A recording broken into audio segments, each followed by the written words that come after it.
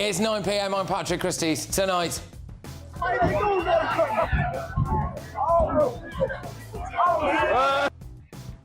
The Home Secretary says the rights of asylum seekers outweigh the rights of British people. Violence is erupting. The Home Secretary says that serious sexual assault allegations against a schoolgirl aren't enough to close a migrant hotel, and they say that I'm a terrorist because I'm calling for my faith, then fair enough. Doesn't mean nothing to me. The release date will be determined by their behaviour. If they follow prison rules, they will earn earlier release. Well, I've got a big exclusive for you. The Justice Secretary didn't bother to turn up to the parole hearing of Britain's most dangerous jihadi. Also,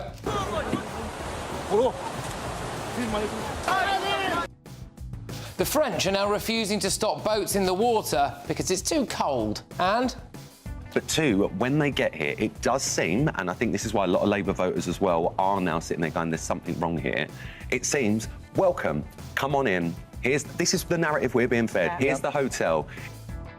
Yeah, I mean, it's also the truth, isn't it? But the left want Rylan Clark sacked and cancelled. Also, do you know this man? No. No. I don't think so. Any guesses, do you? No, I don't know, sorry. Look at him there. Hey, look, he's a fun guy. Just having fun. Nope. No? Nothing?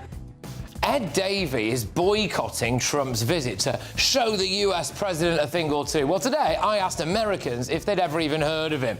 And Taylor Swift is engaged. Come back to me. She just posted it. Oh my God. Oh my God.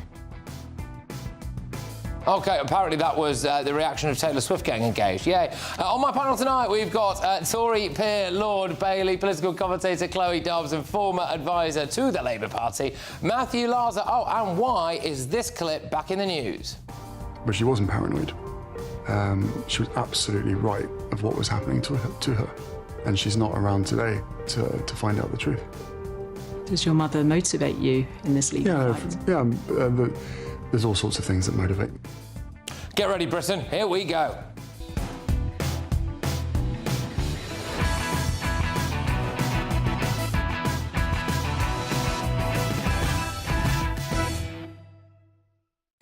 Got a big exclusive for you to kick things off. The Justice Secretary didn't bother to appeal the release of Britain's most dangerous jihadi. Next.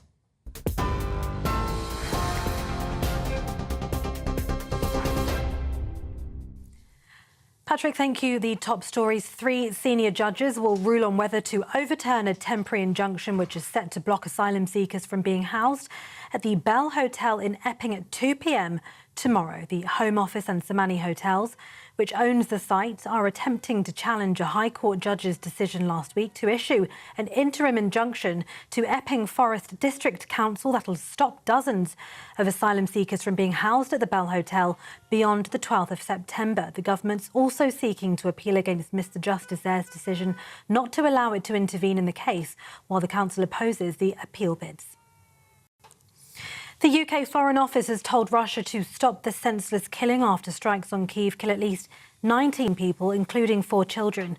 Russia's ambassador to the UK was summoned to the Foreign Office after the strikes. Sir Keir Starmer condemned the assault, saying Putin is killing children and civilians and sabotaging hopes of peace. US President Donald Trump says he is not happy but isn't surprised about the attack. Rescuers have been searching through rubble in the capital after those missiles tore into homes and offices overnight. Sir Keir Starmer is replacing his top civil servant at Downing Street. Nin Pandit, the principal private secretary, who's only been in the job for 10 months, is expected to move to another government role. She's the 3rd senior figure to depart from Sir Keir's inner circle since Labour took office, following Sue Gray and Matthew Doyle. Downing Street insists the Prime Minister retains confidence in Pandit, but her exit comes amid growing talk of a wider reshuffle of junior ministers after the summer recess. Elsewhere, the Treasury is weighing up a new tax on landlords by imposing national insurance on rental income. According to The Times, officials believe the move could raise around £2 billion ahead of Rachel Reeves' autumn budget. Supporters say it targets what they call unearned revenue while avoiding Labour's pledge not to raise VAT, income tax or NIC rates. But the plan comes amid warnings the Chancellor faces a £41 billion shortfall in the public finances by 2030.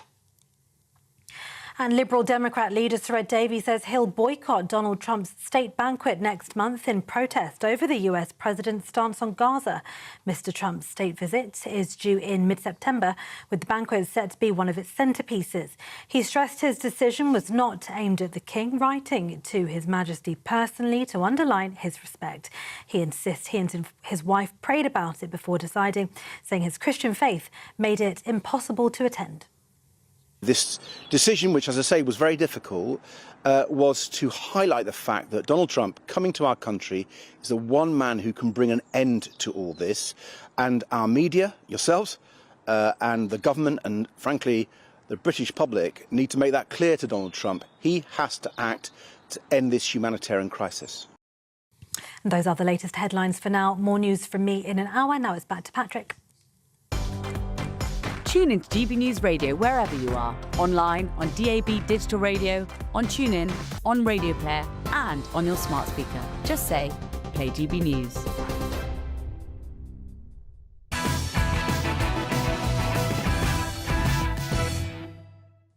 Good evening. Big exclusive for you to kickstart the show tonight. Why did the Justice Secretary, Shabana Mahmood, not block the release of Britain's most dangerous jihadi terrorist? On Tuesday, I revealed that Mohammed Shah Jahan had been released from prison. He plotted to blow up the London Stock Exchange and carry out a marauding gun and bomb attack, modelled on this one in Mumbai. A 4-day siege of the Taj Hotel killed 166 people. 9 attackers were gunned down by Indian security forces. One surviving terrorist, Ajmal Kasab, was captured, tried and later executed in 2012. It remains one of the deadliest terror attacks in Indian history. One of his jihadi mates was Usman Khan, the Islamist who claimed to be rehabilitated but went on to commit the Fishmongers Hall terror attack. Now, GBNews has come into possession of the Parole Board's official documents concerning the release of Shah Jahan, and there is a very revealing line in here. I think we can bring it up for you now. Yes, we can. The Secretary of State, Shabana Mahmood, elected not to be represented at the parole hearing on the 21st of May 2025. So that dangerous jihadi lunatic was released days later. Here he is, several years ago, speaking about how he's happy to be called a terrorist. My name is Mohammed Shah Jahan. I'm 25 years old and I come from Stoke-on-Trent. Many people have called myself a radical or fundamentalist, maybe a terrorist even sometimes. But if they say that I'm a terrorist because I'm calling for my faith, then fair enough. Doesn't mean nothing to me, because if anything, it shows that I'm on the footstep of the Prophet Muhammad, because he was called a terrorist, a fundamentalist as well. Do you think that Islamist can be de-radicalised? Because I don't. Here is what a spokesperson for the Justice Secretary told us about this case. They said, this decision was made by the Independent Parole Board. A view opposing release was entered by the Lord Chancellor, that's her, in September 2024. After thorough consideration of the Parole Board's decision, it was concluded there was no legal basis to ask for reconsideration. Let's pick that apart, shall we? So she gave up, didn't she, really? She sent a representative in September and then didn't bother to turn up for the following hearing. That's what it seems like to me. This meant there was literally nobody in the room to make the case that this dangerous fanatic intent on mass murder in the name of Allah, whose mates have gone on to commit terror attacks, and we know that there was nobody in that room to oppose his release. Because, let's just bring that document back up again, if we can. Brilliant. It says quite clearly there, all witnesses in the oral hearing supported Mr Shah Jahan's release and did not consider there would be any more evidence in terms of risk. So there you go. It doesn't seem like there was an opposing voice in the room. Could that not have been our Justice Secretary? This bloke was allowed out in 2019, then he was recalled for breaching his licence conditions. He wanted to set up a terrorist training camp in Pakistan. He wanted to go around attacking pubs in Stoke. Shabana Mahmood's own office told us that she has the power to appeal the decision if she feels it's irrational. Now, in the legal sense, that word irrational means an action that is so illogical, unreasonable or outrageous that no sensible person could have reached it. What do you think? I reckon you think this decision's a bit irrational, don't you? We've got this guy out prowling the streets. I mean, today, our own Home Secretary argued that the rights of asylum seekers trump the rights of the British public, and now it looks like we have a Justice Secretary who has done, well, hasn't done absolutely everything within her power to keep a dangerous jihadi off our streets. Whose side are these people on? I mean, it's ridiculous. Well, we went to the Shadow Justice Secretary, Robert Jenrick. I wanted to find out what he thought about what's going on here. This is a sick jihadi terrorist who was rightly sent down for a long time. And he's the kind of man who you or I would never want to see walking the streets of our country again. But the bad news is, that is exactly what's happened. Because in their wisdom, the parole board released him about 3 months ago. Now, you would have thought that the Justice Secretary, Shabana Mahmood, would have done everything in her power to stop this. Well, she didn't. She could have sent a representative to the parole board's meeting to make the strongest possible argument. She didn't. She could have asked them to reconsider the matter. She didn't. Well, the only thing that she has done is left the British public less safe. She needs to explain why she didn't act and what she's going to do about it now to make sure that everybody is safe with this jihadi terrorist on the streets of our country. Well, watch out. There's a dangerous jihadi about. Let's get the thoughts of my panel. We have got Tory peer Lord Bailey, political commentator Chloe Dobbs and former Labour Party advisor Matthew Larser. Sean, it does just feel and seem, anyway, to me, that our Justice Secretary didn't do everything within her power to stop this bloke being released. I believe originally he had an indeterminate sentence and they've been abolished now, hence we're in this situation. And the Home Secretary can't attend every parole board, but let's be very, very clear. This is arguably the most dangerous man we've had in the country in living memory. She should have sent a representative, and that representative argued very hard for the safety of the public. Now, God forbid this man comes out and then does something, she'll have a very serious question to ask. And I don't think it's unreasonable to suggest he's still dangerous. He was very happy to be called a terrorist. He was associated with a person who did exactly what we don't want to happen in this case. I really do think she needs to look at it. But the deeper thing is there's too many people in our system who don't understand these people are taking advantage of our liberal system. The idea that you're going to rehabilitate a man who was prepared to kill many, many people with a few meetings and hanging around with some right-on people is going to change things. I'm afraid that's not true. The public need protecting, and this is a case in point. The Justice Secretary, to my mind, has failed miserably. Yeah, I mean, look, I'll come to maybe get the other side of it in a minute, Matthew. I'll start with you, Chloe. I mean, look, it just seems, again, like another very avoidable own goal here from a Labour Party cabinet minister. How could she not feel it necessary to, even if she doesn't care, at least be seen to care about this? I mean, it's low-hanging fruit to just go along to this one meeting and do the obvious thing, which is not allow an extremely dangerous man on the streets. I mean, if this man goes on to do something similar to what his friend did in 2019 with the London Bridge attack, the blood is on Shabana Mahmood's hands, I would say, and that's going to look absolutely awful for the Labour government.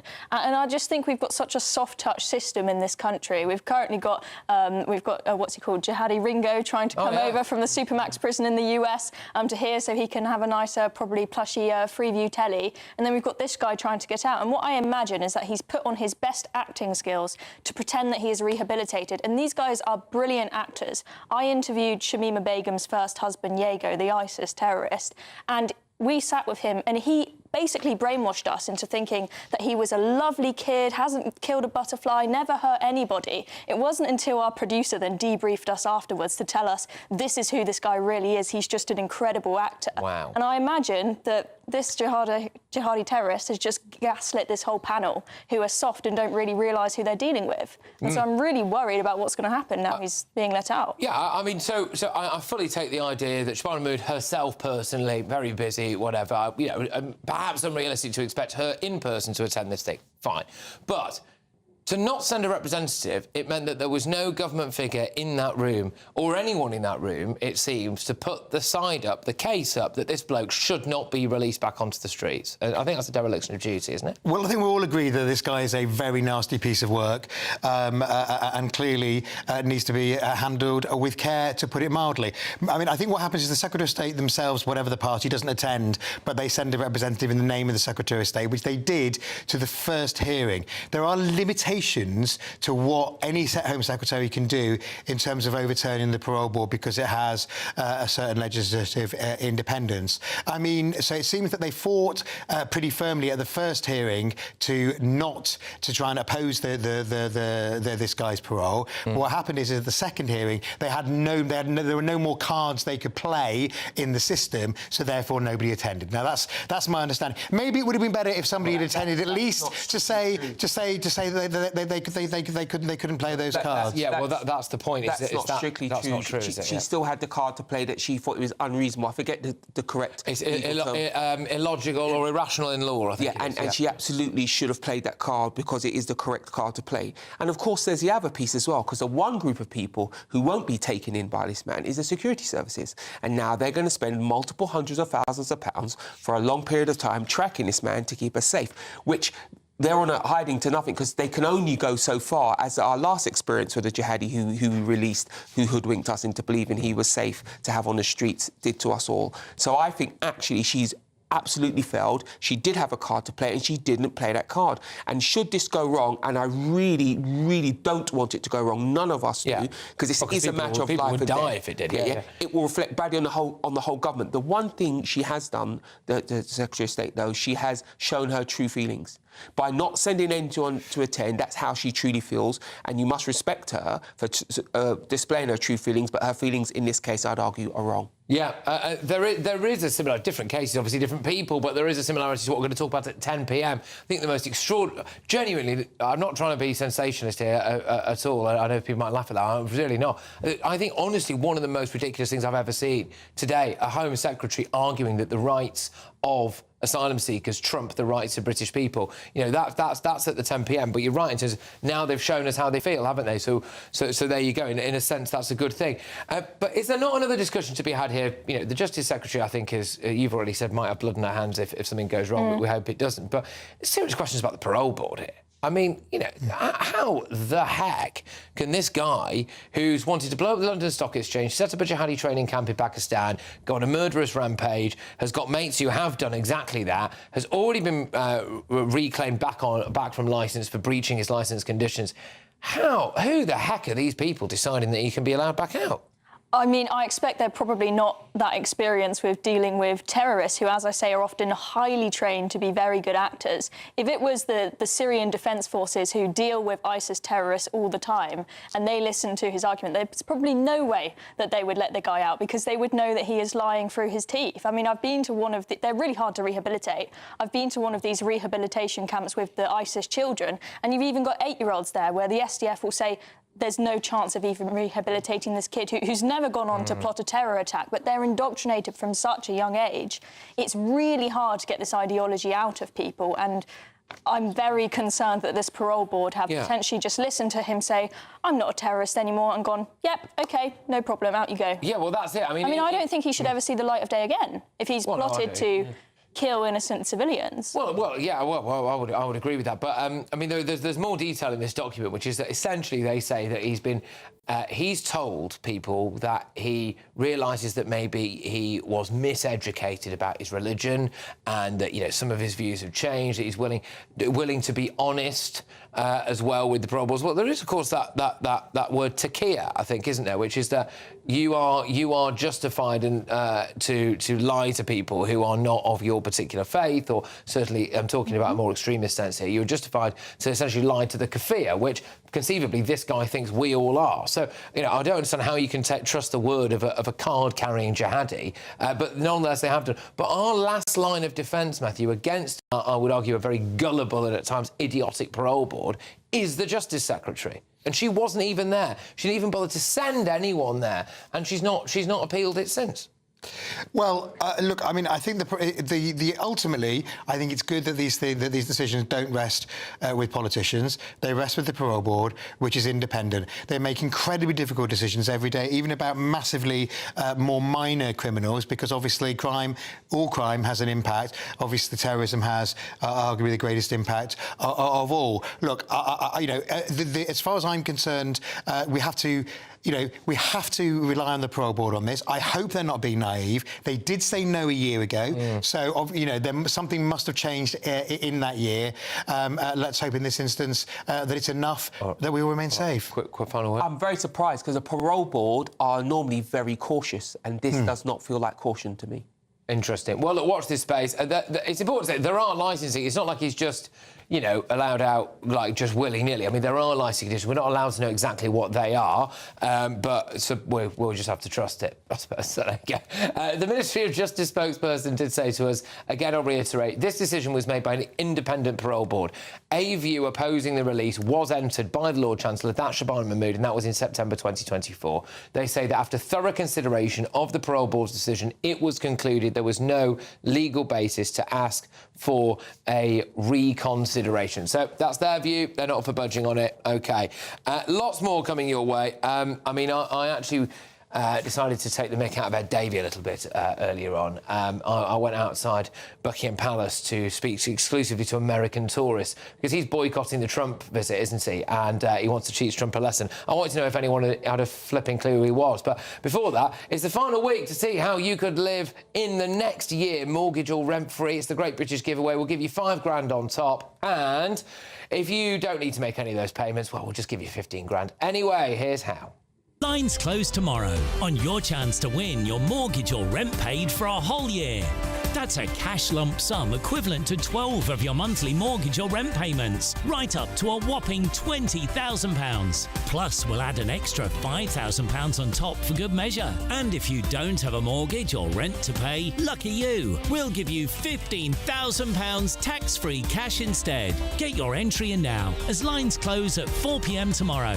For another chance to win, text WIN to 63225. One entry costs £2.50 plus one standard network rate message. Or text BONUS to 63225. 5 entries cost £5 plus one standard network rate message. Go to gbnews.com/win. Entry start at £2.50. Call 0903 686 3232. Calls cost £2.50 plus your network access charge. Or post your name and number to GB15 PO Box 8690 Derby DE1 9TT.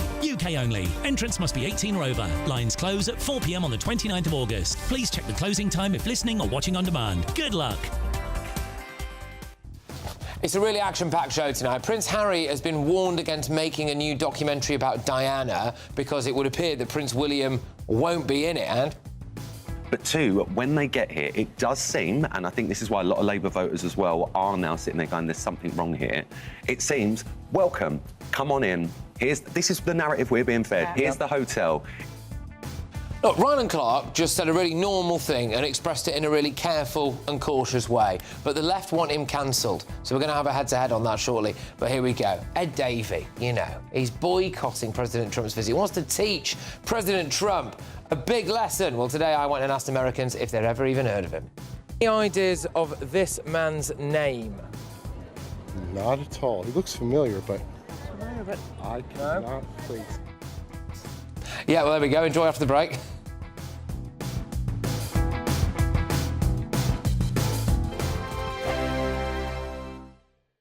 Britain was once the envy of the world. But look around. A nation that no longer knows what it is or where it's going. A country that's broken. How do we fix Britain? How do we bring it back? Friday night with Matt Goodwin at 8 p.m. only on GB News.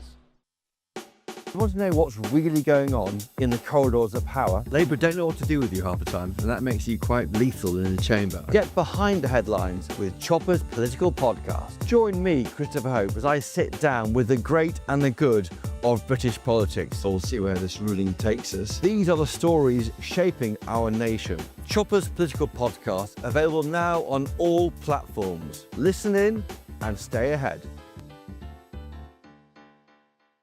Hi, I'm Michelle Dewberry, and my show is your opportunity to cut through all the noise and dive in headfirst to some robust debates. Ideas clash. Situation, no, isn't it? No, Because the failure is... You're deliberately avoiding my point. Nothing's held back. And if you think this is the end of it, wait for more. And we do not shy away from the difficult stuff. Sometimes I want to shake people and say, if only you understood. So join me on Jubes & Kerr weeknights at 6 p.m, only on GB News, Britain's news channel. Join me, Nana Akwe, for an informative, interactive news programme with a difference. It's fun.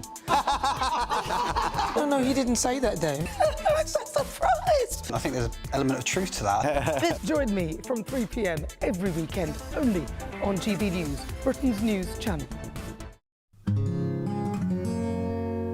At GB News, we are proud to stand for you, for the Britain you love, for the communities you live in. That's what makes us the fearless champions of Britain. Its voices and its values. Because we, at GB News, the People's Channel, Britain's news channel. Westminster's full of talk, but out here, it's the real world. Am I allowed to talk then? No, that's it. This is where it matters, real people and real lives. That's what politics is all about. The fact is Trump made a good start. No. Straight answers, no spin, and just a couple of pints. How many fingers have I got up? About 10. So join me for Lee Anderson's Real World every Friday at 7 p.m, only on GB News. The People's Channel, Britain's news channel.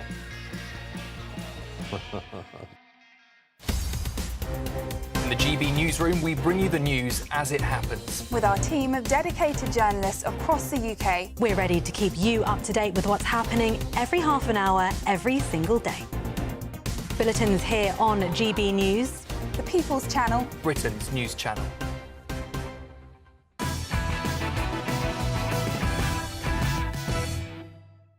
Welcome back to Patrick Christys Tonight. Stay tuned to watch Ed Davey be humiliated outside Buckingham Palace. But before that, it's time for the head-to-head.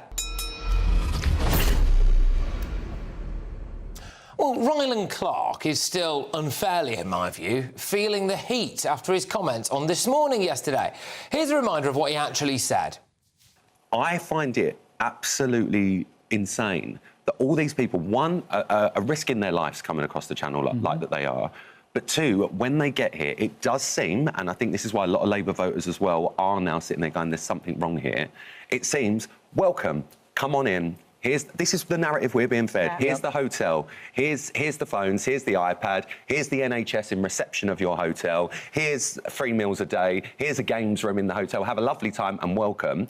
And then there's people that have lived here all their lives that are struggling. Yeah. They're homeless. Let's not even discuss our homeless. Yeah. There are people living on the streets, veterans, all of this. What's wrong with that? It's a perfectly normal view. He even caveated it right at the start by saying that he understands that this country's built on immigration. We have loads of great immigrants who work in our public services, etc. Some viewers took to social media to share their support. Others have berated him. I mean, in response to the backlash, Rylan posted, "You can be pro-immigration and against illegal routes. You can support trans people and have the utmost respect for women. You can be heterosexual and still support gay rights." The list continues. Stop with this putting everyone in a box exercise and maybe have conversations instead of shouting on Twitter. Yeah, OK. So, did Rylan go too far? Or, actually, is he spot on? Joining us now is Lizzie Cundy, who I believe is friends with Rylan, and Ben McLean as well. Thank you very, very much. Lizzie, I'll start with you. Well, do you think Rylan's being unfairly treated here? I think it's disgusting. I saw the backlash of this, Patrick, and I was absolutely appalled. He was saying from the heart, he was saying what most of us agree with, and he was on a debate. It was about the newspapers, and literally he had, you know, it was a conversation about what's going on in this country, and he's every right to say how he felt. And many of us are feeling the same thing, Patrick, as you know. And Patrick, I was actually really distressed last night when I saw some of the comments coming at my friend, and it was absolutely appalling, and I'm so upset about it. We live in a country of freedom of speech. We're allowed to say what we think, and he's saying a lot of what all of us are thinking and feeling at the moment. It's fact. Well, OK, well, it's fair to say not everyone's thinking or feeling it, as I imagine Ben McLean, the editor and contributor at Turn Left Media, is about to say to us. Go on then, mate. What do you think about what Rylan said there? Are you all for cancelling him? Sure. Well, that wasn't short of cancelling him, by the way. That was short to hello. First of all, thank you for having me on. I really appreciate it. And congratulations on your son's gender reveal. Thank you. Really exciting news. Yes. Good job we bought the right coloured cake. But anyway, yes, carry on. Yes. Good. Yeah, so when it comes to this case, I always think there's the old adage, facts don't care about your feelings. And there's some things that I don't care about in this whole conversation. First of all, I don't care if it was offensive. I don't care whether he's far right. That question doesn't interest me. And I don't care about presenters getting involved in politics. It's just not a question that interests me. There are, however, 4 things that I do care about in this conversation. First, everything he says, almost everything he says, is factually untrue and based on vague anecdotes rather than well-grounded fact, right? Point 2, the things that I care about, is this misinformation affects real people's lives. Like, for example, Mohammed from Afghanistan, who lives in an asylum hotel because the Taliban tortured him for teaching his sister about science. Like, Ryland's misinformation does directly affect real people, and I think we should always... Can I ask how? Is that all right? I'm just going to stick with you on this, because I get what you're saying about, he's maybe used the term, like, they get iPads and stuff, and they're not routinely given iPads. Sometimes charities might give people iPads. It's not necessarily from the state. But what he could have said, for example, was like in Oxford, the council there was giving some asylum seekers driving lessons. Or in Croydon, for example, one of the councils there, or the council there, was helping some of them learn skills about how to become nightclub DJs. So he could have very easily used just other, what I think most people might regard as quite ludicrous examples. So, how did his comments directly affect that Afghan gentleman that you mentioned there negatively? Yeah, well, for example, it spreads the misinformation that leads to, for example, outside of the, it was Potter's International Hotel last year, people were throwing bricks at the window. That undoubtedly negatively affects someone like Mohammed, or one of the boys that he was living with who stood on a IED when he was in Kabul and is now on crutches as a result. These people are quite vulnerable. And this misinformation affects their lives. But the third thing that I care about, of course, is he also has Tommy Robinson, a multiply convicted fraudster and the founder of the EDL, praising him. And I think you should always be concerned when people like that are happy. And the fourth thing I was going to say is all of it distracts from the growing wealth inequality in Britain, where the top 10% own just under half of all wealth in this country. Right, okay. But they want you to be angry at migrants, right? I get what you... We're not talking about wealth inequality. I am so livid at what you're saying. I'm so livid. My friend Rylan didn't incite any racism at all. He was saying what is going on in this country, what people are genuinely concerned and scared about that's going on in their own communities, that's going on in Epping as we speak, that's going on in my local town. And it's disgusting that you're trying to dismiss that in any other way you are saying, because all we're doing is protecting our loved ones and, my kids, and Rylan is knowing what's going on. I'm sorry, it's not right what's going on. We've got illegals coming over nearly 60,000 illegals coming over since Keir Starmer's reign in government. It isn't correct, it's not right, and he has every right to say that. This is on this morning's show, he was on a news debate, they were allowed conversations, and, that's what it's about, it's freedom of speech. Is that what you want? You don't want us to speak freely? Because if that's the case, go to China and live there. We are in a, democratic, I hope, country that we can say and speak how we feel. And he's saying a lot of all of us are feeling at this very moment. I'll just go on then, I'll give you the final word, Yeah, sure. I have, I hear a lot of feelings and not a lot of facts in that statement. Like, I respect where you're coming from in the sense that you feel a certain way about the world, but that doesn't match up with the reality. So British people don't have to accept being a bitter. Hang on, Lizzie. So British people don't have to accept being a bitter, curtain-twitching Big Brother state. They can stand up against this misinformation about migrants. We can stand up for our old ideas: the Magna Carta, habeas corpus, the post-war consensus, and a Britain that is proud to help refugees. Are you ignoring some information around the world? I mean, we've got important. I do wonder if maybe you are slightly ignoring some of the facts there. So, for example, the individual from Morocco who travelled through 13 different countries before stabbing a pensioner to death in Hartlepool.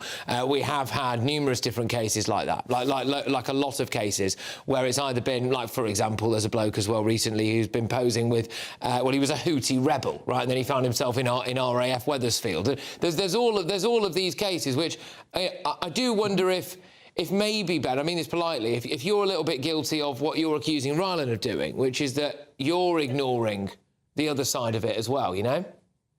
Sure, but the plural of anecdote is not facts. The plural of anecdote is misinformation. I have said facts there. So they are happening, aren't they? The plural of anecdotes, excuse me, I meant to say the plural of anecdotes is not data. The plural of anecdotes is misinformation, is the way the phrase goes. And there's a reason for that phrase. It's because in every community, I can point to people who've done horrific things. Okay. Like, that doesn't really represent the whole of the data, and it's the big picture that I'm interested in. Did you listen to what Rylan actually said? I don't think you actually listened, because he actually said that, you know, migrants actually, you know, looked after his mother. He was talking about the illegals that are coming over in their droves, hundreds of thousands, and he was saying something isn't right. And you didn't actually listen to what he was saying.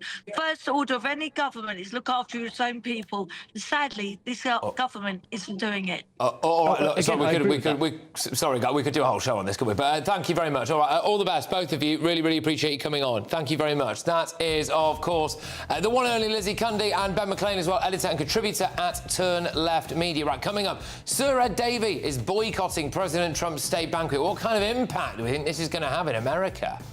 Do you know this man? No. I don't think so. Any guesses for you? No, I don't know, sorry. Look at him there. Hey, look, he's a fun guy. He's just having fun. Nope. No? Nothing? No idea.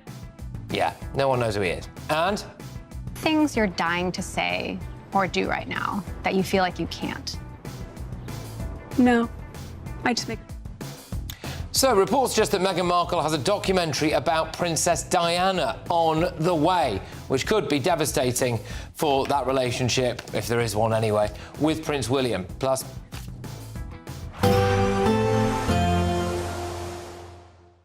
Ready to soak up that holiday sunshine?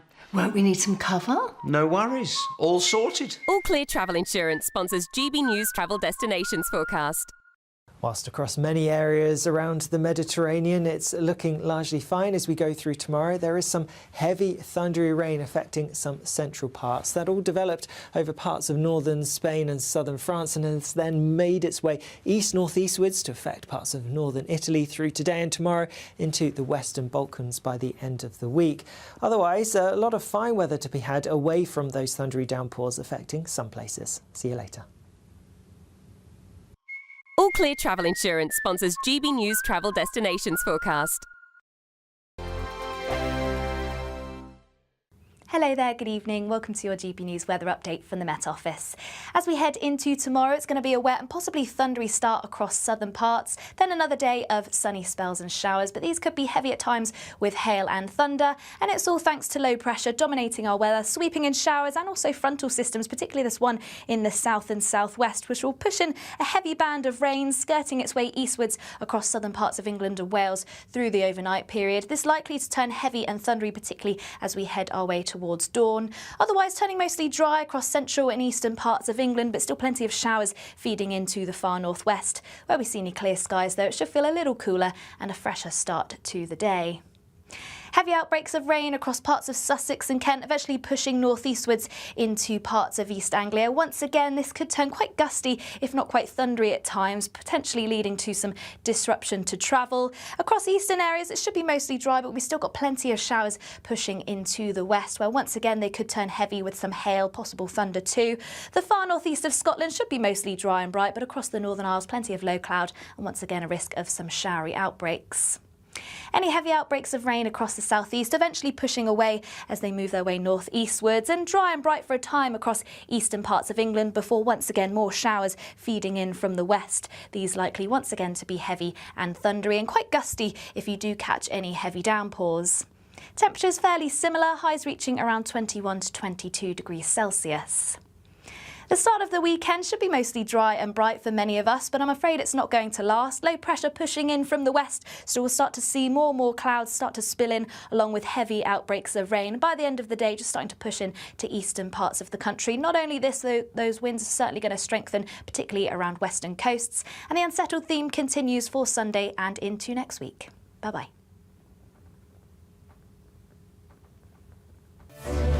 Miriam, you can't be serious. Scrapping the triple lock on state pensions? Madness. Andrew, we just can't carry on pretending. The numbers just don't add up. We've got to be honest with people. We've got to face the facts. That's what people want. Well, that's what you get on GB News and on Britain's Newsroom. Lively debates, lively conversation. Britain deserves a newsroom that puts the facts and your voice first, and we're not afraid to hold power to account. And each other. So join me, Andrew Pearce. And me, Miriam Cates, for Britain's Newsroom, weekdays from 9:30 on GB News. The People's Channel, Britain's news channel. At GB News, we love to hear from you, our loyal community. So drop us a line at gbnews.com/yoursay. There you can talk to each other and also to the presenters live on air. gbnews.com/yoursay, because GB News is your channel, Britain's news channel.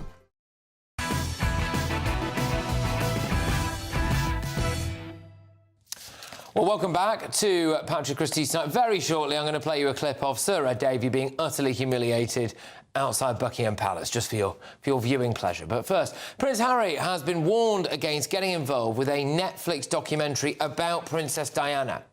Well, a couple of reasons, really. I mean, the obvious one is that it's going to damage his already destroyed relationship with Prince William, who presumably will not be taking part in this because he won't be working with Prince Harry, will he? The Daily Mail reports that the Duke of Sussex agreed to take part in this project, which would likely torch any efforts at reconciliation between the two brothers.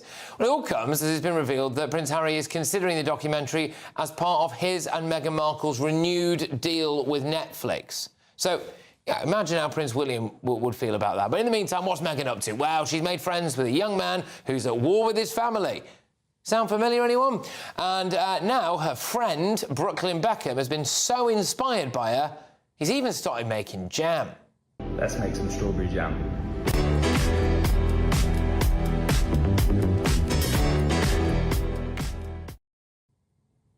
I bet you any money in the world he's balls that up. Anyway, I'm joined now by the editor-at-large of the Mail on Sunday, Charlotte Griffiths. Charlotte, thank you very, very much. Let's deal with first things first. So, can you explain, is this going to be a Meghan Markle and Prince Harry documentary about Princess Diana? What's going on? Well, if there's a documentary, it will come out in 2027 because that will be 30 years since Diana died. And it's also the year that Harry's coming over to the UK for the Invictus Games in Birmingham.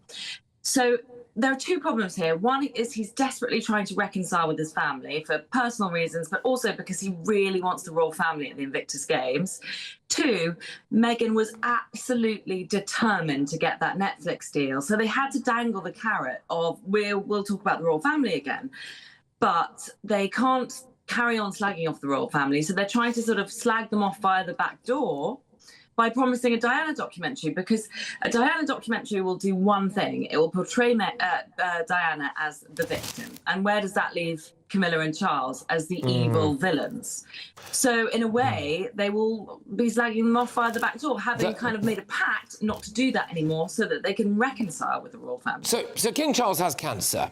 And obviously Kate as well, sadly, as we're not entirely sure where she's up to with the treatment, but has had cancer as well. And as the king is going through that, he now has this wayward son who seems to be about to take part in a documentary which, as you said, could portray both him and Camilla as evil monsters. What kind of son does that? I mean, it's absolutely foolish. It's obviously a horrible thing to do as a son, but it's also completely foolish because he actually needs the royal family. He especially needs them in 2027. All this will do will drag up terrible memories for Charles. He spent decades trying to get away from, you know, the aftermath of Diana dying reputationally as well as emotionally. You know, for years, Camilla was absolutely hated. Finally, now the nation kind of likes Camilla again. And of course, you know, the king is now King Charles, not Prince Charles anymore. The nation's rallied round him after he's got cancer. All this will do is stress him out and put him back several steps reputationally. Or it will make Harry look like the villain. Well, quite. And, I mean, also, presumably Prince William won't be taking part in this documentary. I would have thought. Certainly if it's got Prince Harry and Meghan Markle's fingerprints all over it. And this just really does seem like the kind of thing that is both off-limits and beyond the pale. Making a documentary about your, sadly, deceased mother without including your brother. You know, he's obviously at some point going to mention conversations that he and William must have had around that time as well. It just seems very, very rogue, this. It's so rogue, but isn't that Harry all over? He is the rogue prince. But, I mean, for William, the really frustrating thing is Harry stealing the narrative. That's what William feels, is that, you know, she was my mother too. And Harry steals the narrative, tries to sort of have Diana all to himself. And the other thing is, I think William is quite wise about Diana. You know, of course he loved his mother, but there were two sides to Diana. I know she had a very manipulative relationship with the press. She played the game. And, you know, she's not actually this perfect angel that Harry thinks of her as. And I just know that Harry will not be capable in this documentary of making her seem like anything other than a victim, possibly even who was murdered, because there is a rumour going around that this documentary will address the conspiracy theory that Diana, you know, was not accidentally killed in that tunnel. And that will deeply upset and infuriate William if they even go near that subject. Can you imagine Prince Harry sitting there talking about that, leaving the door open to the idea that potentially his mum was murdered? And of course, the next question there would be, naturally, well, by whom? So, gosh, well, we'll have to wait and see, won't we, on that one? But it's certainly one to watch. If all they intended to do was get us talking, then they've succeeded. But always a fine line between giving them the oxygen of publicity and actually addressing very controversial topics. But Charlotte, thank you so much. Charlotte Griffiths there, the editor-at-large at The Mail on Sunday. Look, coming up. OK, in 10 minutes' time, I'm just going to do it. I'm going to call for Yvette Cooper to resign as the Home Secretary. And do you know this man? No. No. I don't think so. Any guesses for you? No, I don't know, sorry. Look at him there. Hey, look, he's a fun guy. Just having fun. Nope. No? Nothing? No one knows who the leader of the Liberal Democrats is. Stay tuned. Welcome back to Britain's Newsroom with Andrew and Beth. Hello, everyone. Patrick Christys here. I'm Michelle Chu, Britain's News Channel. Access the stories that matter to you. Take the GB News family with you on any device. And as long as you have an internet connection, tune in to GB News anywhere on the planet or beyond. GB News, the People's Channel, Britain's News Channel. Mornings don't have to be tiresome, especially if you have the right company. Wake up to news as it happens, opinion and debate, and of course, a little bit of entertainment too. Because when the kettle's on, we're on. That's Breakfast on GB News, a show worth waking up for. Every morning from 6 a.m. Only on the People's Channel, Britain's News Channel. We'll spread the news, you spread the word. From the school run to the home run, watch a new show for all of Britain. He can say whatever he wants. A straight-talking show where all voices are heard. And, you know, when are we going to stop talking about smashing the gangs and actually do it? With the stories that matter from every part of our country. There's a bit of a crash landing there for your Chancellor. Bold, fearless and standing up for you. That's me, Martin Dordme, 3 p.m. till 6 p.m, weekdays, here only on GB News. The People's Channel, Britain's news channel. You want to know what's really going on in the corridors of power? Labour don't know what to do with you half the time, and that makes you quite lethal in the chamber. Get behind the headlines with Chopper's political podcast. Join me, Christopher Hope, as I sit down with the great and the good of British politics. We'll see where this ruling takes us. These are the stories shaping our nation. Chopper's political podcast, available now on all platforms. Listen in and stay ahead. Westminster, the ultimate clique. And you're fighting like rats in a sack. But here on the Camilla Tominey Show, we ask the questions the establishment media is too scared to ask. OK, let me ask you a straight question, because I know you're a straight-talking politician. Whether it's net zero, illegal immigration or law and order, nothing is off limits. You had the power then.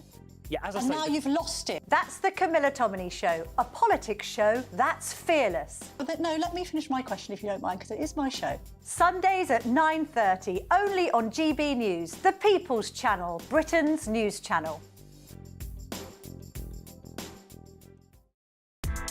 Join me, Nana Akweer, for an informative, interactive news programme with a difference. It's fun. No, he didn't say that, though.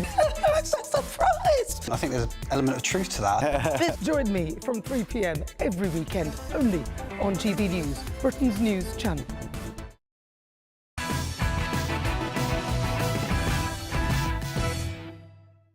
Well, the leader of the Liberal Democrats, Sir Ed Davey, has announced that he will boycott the banquet for President Trump's state visit next month in a big protest over Gaza. He said he's felt he's had no option but to decline the King's invitation. He wants to send a strong message out to the President of the United States. Well, I don't think he knows who you are, mate. I don't think most people in Britain even know who you are, and I certainly don't think any Americans know who you are. So I went outside Buckingham Palace earlier today to find Americans and ask them, as well as a couple of other nationalities, and ask them if they had a flipping clue who this guy is. Do you know this man? No. No. Do you know him? Man on a sled. Yep, water slide. No, it doesn't ring any bells. No, I don't know.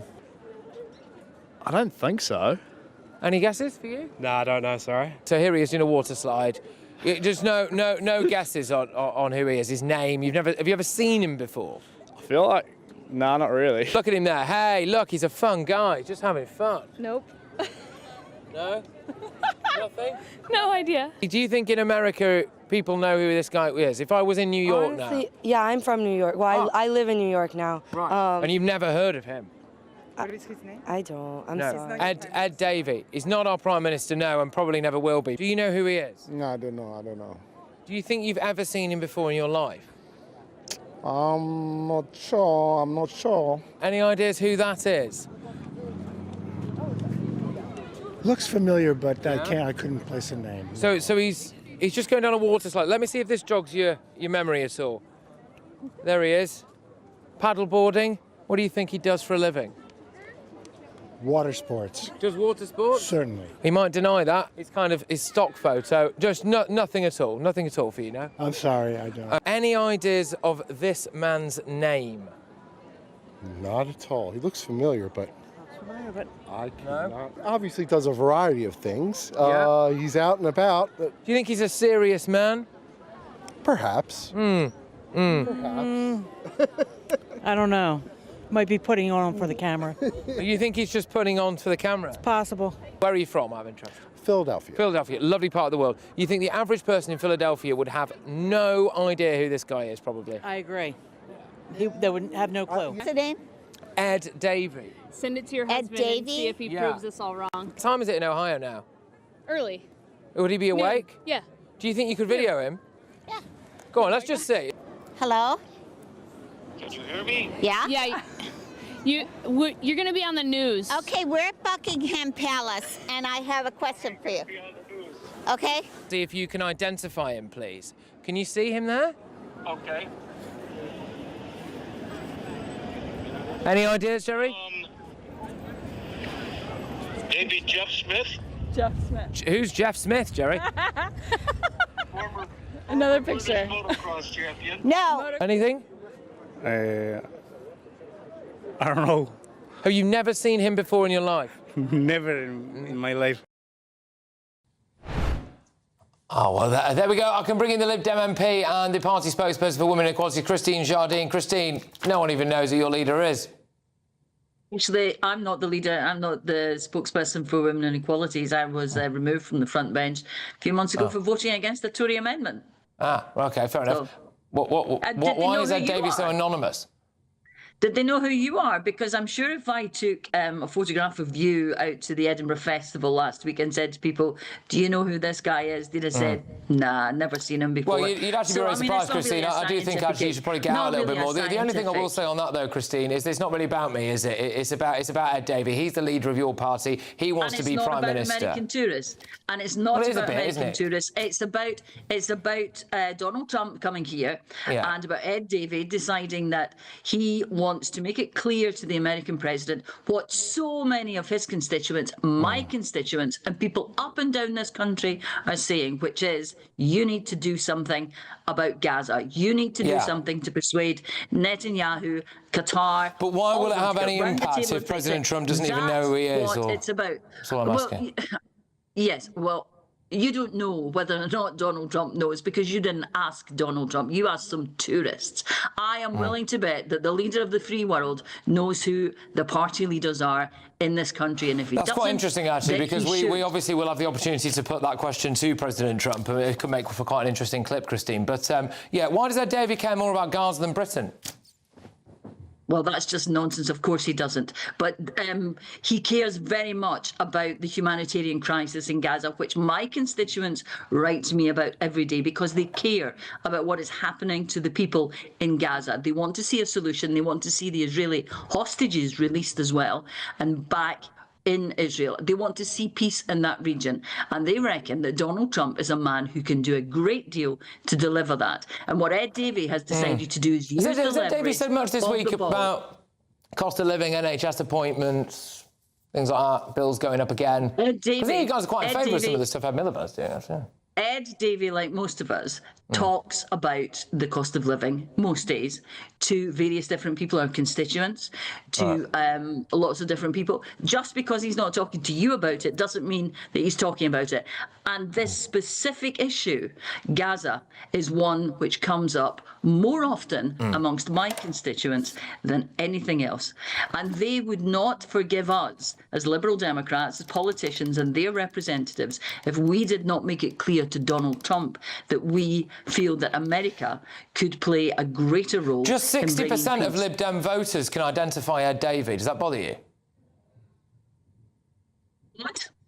Just 60%. I'm just looking at YouGov now, Christine, or do you just not believe that either? No, I just asked you where you got it from. If 60% of people say they can identify Ed Davey, Lib Dem voters, that's fine. What is important is that they voted Liberal. 40% of your voters apparently can't identify the leader of your party. What is important is that they voted Liberal Democrat and that they know and that they will hear, partly through your programme tonight, you're telling them, for which thank you very much, you're telling them that Donald Trump is standing up for the people of Gaza. Now, that's important to a lot of people in this country, an awful lot of people. And thank you very much for telling them that Ed Davey is standing up for those people. Christine, thank you very much. It is always a pleasure. Take care. I'll see you soon. You're right, very next, welcome. Yvette Cooper. It's the final week to see how you could win your mortgage or rent paid for a whole year. That's a cash lump sum equivalent to 12 of your monthly mortgage or rent payments, right up to a whopping £20,000. Plus, we'll add an extra £5,000 on top for good measure. Make sure you don't miss out as lines close on the 29th of August. For another chance to win, text WIN to 63225. One entry costs £2.50 plus one standard network rate message. Or text BONUS to 63225. 5 entries cost £5 plus one standard network rate message. Go to gbnews.co.uk gbnews.com/win. Entries start at £2.50. Call 0903 686 3232. Calls cost £2.50 plus your network access charge. Or post your name and number to GB15 PO Box 8690 Derby DE1 9TT. UK only. Entrance must be 18 or over. Lines close at 4 p.m. on the 29th of August. Please check the closing time if listening or watching on demand. Good luck. Hi, I'm Michelle Dewberry, and my show is your opportunity to cut through all the noise and dive in headfirst to some robust debates. Ideas clash. Situation, No, Because the failure is... You're deliberately avoiding my point. Nothing's held back, And if you think this is the end of it, wait for more. and we do not shy away from the difficult stuff. Sometimes I want to shake people and say, if only you understood. So join me on Jubes & Co. weeknights at 6 p.m, only on GB News, Britain's news channel. From the school run to the home run, watch a new show for all of Britain. He can say whatever he wants. A straight-talking show where all voices are heard. And, you know, when are we going to stop talking about smashing the gangs and actually do it? With the stories that matter from every part of our country. There's a bit of a crash landing there for your Chancellor. Bold, fearless and standing up for you. That's me, Martin Dordme, 3 p.m. till 6 p.m, weekdays, here only on GB News. The People's Channel, Britain's news channel. At GB News, we love to hear from you, our loyal community. So drop us a line at gbnews.com/yoursay. There you can talk to each other and also to the presenters live on air. gbnews.com/yoursay, because GB News is your channel, Britain's news channel. Miriam, you can't be serious. Scrapping the triple lock on state pensions? Madness. Andrew, we just can't carry on pretending. The numbers just don't add up. We've got to be honest with people. We've got to face the facts. That's what people want. Well, that's what you get on GB News and on Britain's Newsroom. Lively debates, lively conversation. Britain deserves a newsroom that puts the facts and your voice first, and we're not afraid to hold power to account. And each other. So join me, Andrew Pearce. And me, Miriam Gates, for Britain's Newsroom, weekdays from 9:30 on GB News. The People's Channel, Britain's news channel.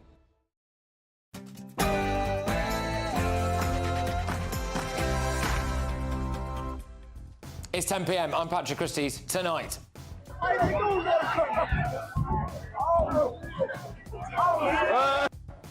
The Home Secretary says that the rights of asylum seekers outweigh the rights of British people.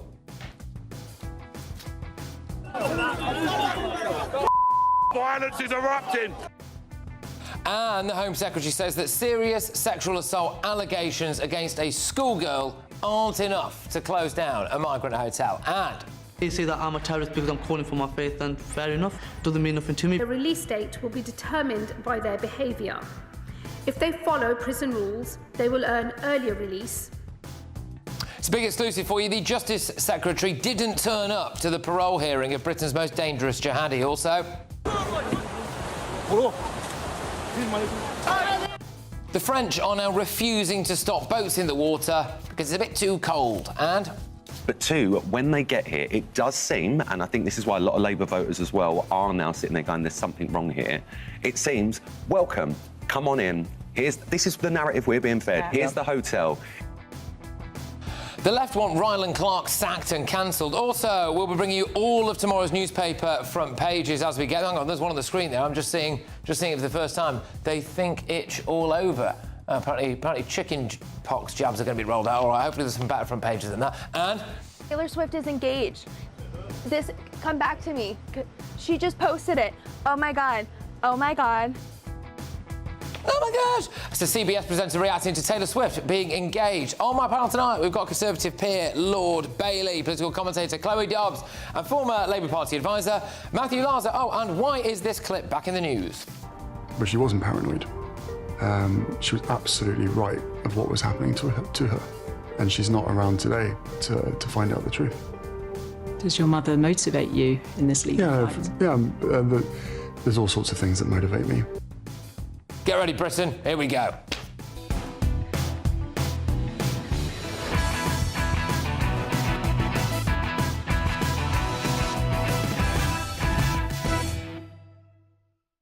Yvette Cooper should resign. Next.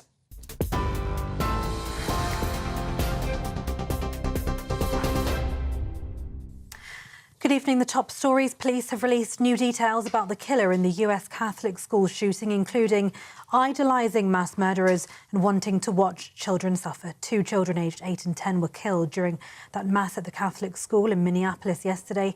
18 other people were injured, including children aged between 6 and 15 and 3 adults in their 80s. A child is still in critical condition, according to a hospital official.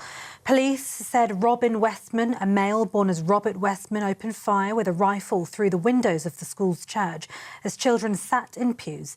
In a news conference today, Minneapolis Police Chief Brian O'Hara said the attacker fired 116 rifle rounds into the church, saying it's very clear that this shooter had the intention to terrorise those innocent children. 3 judges are to rule on whether to overturn a temporary injunction which is set to block asylum seekers from being housed at the Bell Hotel in Epping at 2 o'clock tomorrow afternoon. The Home Office and Samani Hotels, which owns the site, are attempting to challenge a High Court judge's decision last week to issue an interim injunction to Epping Forest District Council that'll stop dozens of asylum seekers from being housed at the Bell Hotel beyond the 12th of September. The UK Foreign Office has told Russia to stop the senseless killing after strikes on Kyiv kill at least 21 people, including 4 children. Russia's ambassador to the UK was summoned to the Foreign Office today after the strikes. Sir Keir Starmer condemned the assault, saying Putin's killing children and civilians and sabotaging any hopes of peace. US President Donald Trump says he's not happy but isn't surprised about the attack. A Metropolitan Police Special Constable has been found guilty of raping and sexually assaulting a child. James Bubb, who now identifies as a woman named Gwyn Samuels, groomed one of his 2 victims online before sexually assaulting her when she was just 12 years old. The 27-year-old from Buckinghamshire was also found guilty of raping a woman he met online while posing as a 16-year-old girl. Amersham Law Courts was told the defendant, who still identified as male at the time of the alleged offences, would be referred to by biological sex throughout the trial. And 4-time Tour de France winner Chris Froome has been airlifted to hospital after a crash during training. The incident took place in the south of France near Toulon. The 40-year-old Brit's reportedly in a stable condition and will have back surgery after suffering a fracture and 5 broken ribs. Those are the latest headlines for now. More from me in an hour. Tune into GB News Radio wherever you are, online, on DAB digital radio, on TuneIn, on Radio Player and on your smart speaker. Just say, play GB News.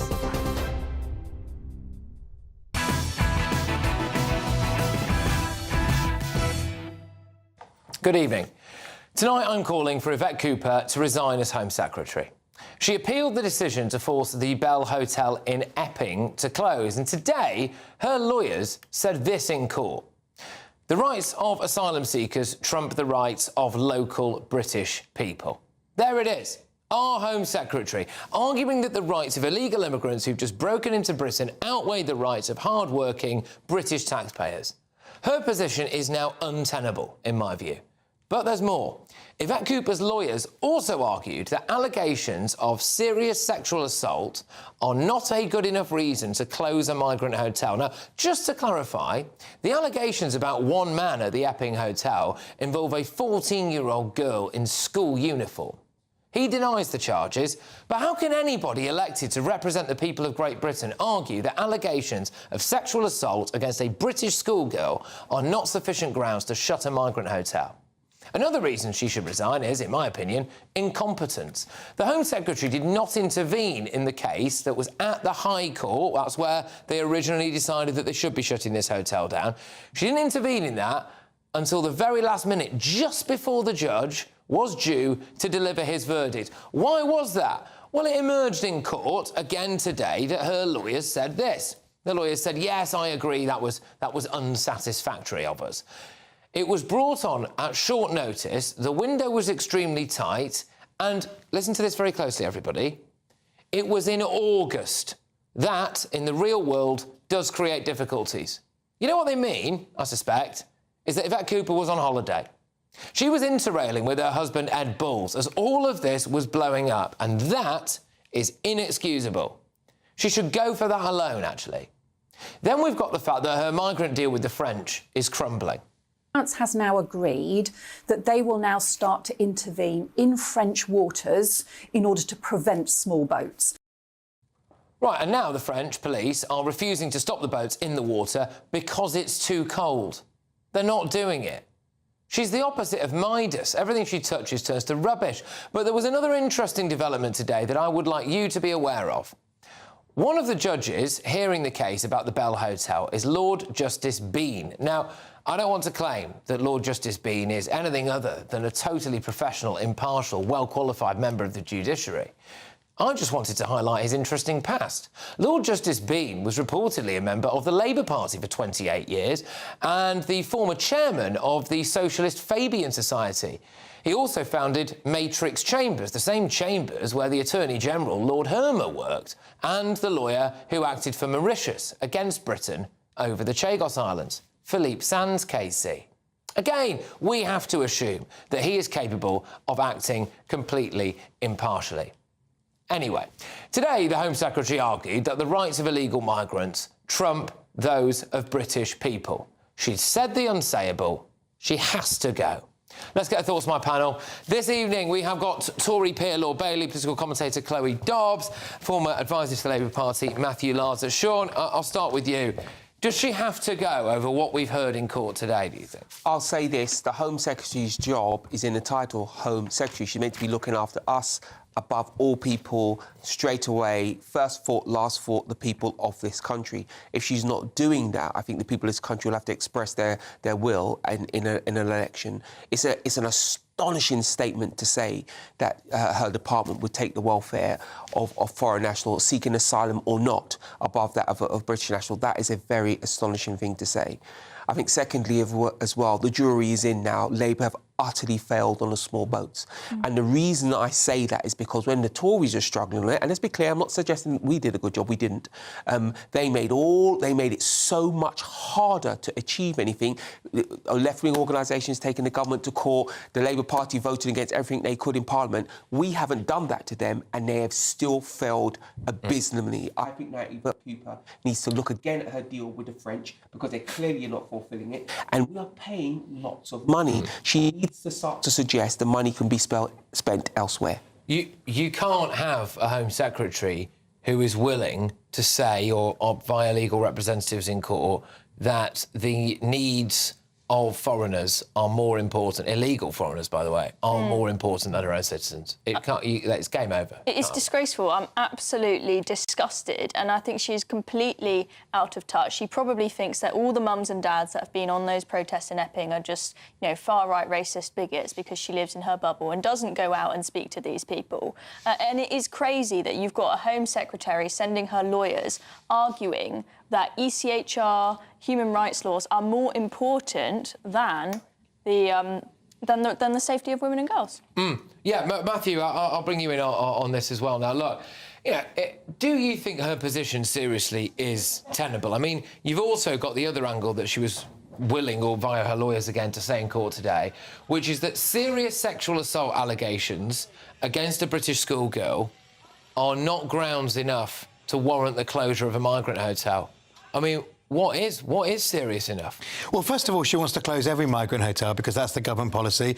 There are fewer migrant hotels than there were under the previous government, the Tory government. Admittedly, there were more people in them, but there's fewer sites, so at least that tries to control the problem, and then moving towards having no sites. And above all, we want a Home Secretary who respects the law. She's not saying it's her priority. She's saying she has a legal duty. If she had a choice, and she could wave a magic wand, I disagree with Chloe. She would. In fact, she would end the small boats crisis instantly. The problem is there are laws in the way. And legally, the problem with this is that the decision about the Bell in Epping is it will mean that those residents have nowhere to go. There is literally nowhere for them to go, and legally her duty to ensure under the European Convention, which we're still in for now, means that she has to find them somewhere to go. What about just outright incompetence? Yeah, but none of even if you take all of what Matthew you said is correct. None of that justifies the idea that it's their welfare above British citizens' welfare. None of that justifies that at all. It's not per se the welfare of migrants above British citizens. It is in this particular instance of remember, this case is about the planning use. The actual legal case is about the planning permission for the Bell Hotel. Like the splitters here, there should be no circumstance. That's the point. No circumstance where you even have to question yourself if the welfare... She's elected to look after the people of Britain. And at the moment, of course, nobody's been found guilty around the Epping thing, and that will obviously come into the consideration. The one thing I will say about closing down a migrant hotel because of this allegation, it is an allegation, and we are, in this country, innocent until proven guilty. Yes. And the point I want to make is that we mustn't let these situations change who we are. And our rules say innocent to prove guilty. If there's a question to answer, let's answer it, but let's see what the police come up with.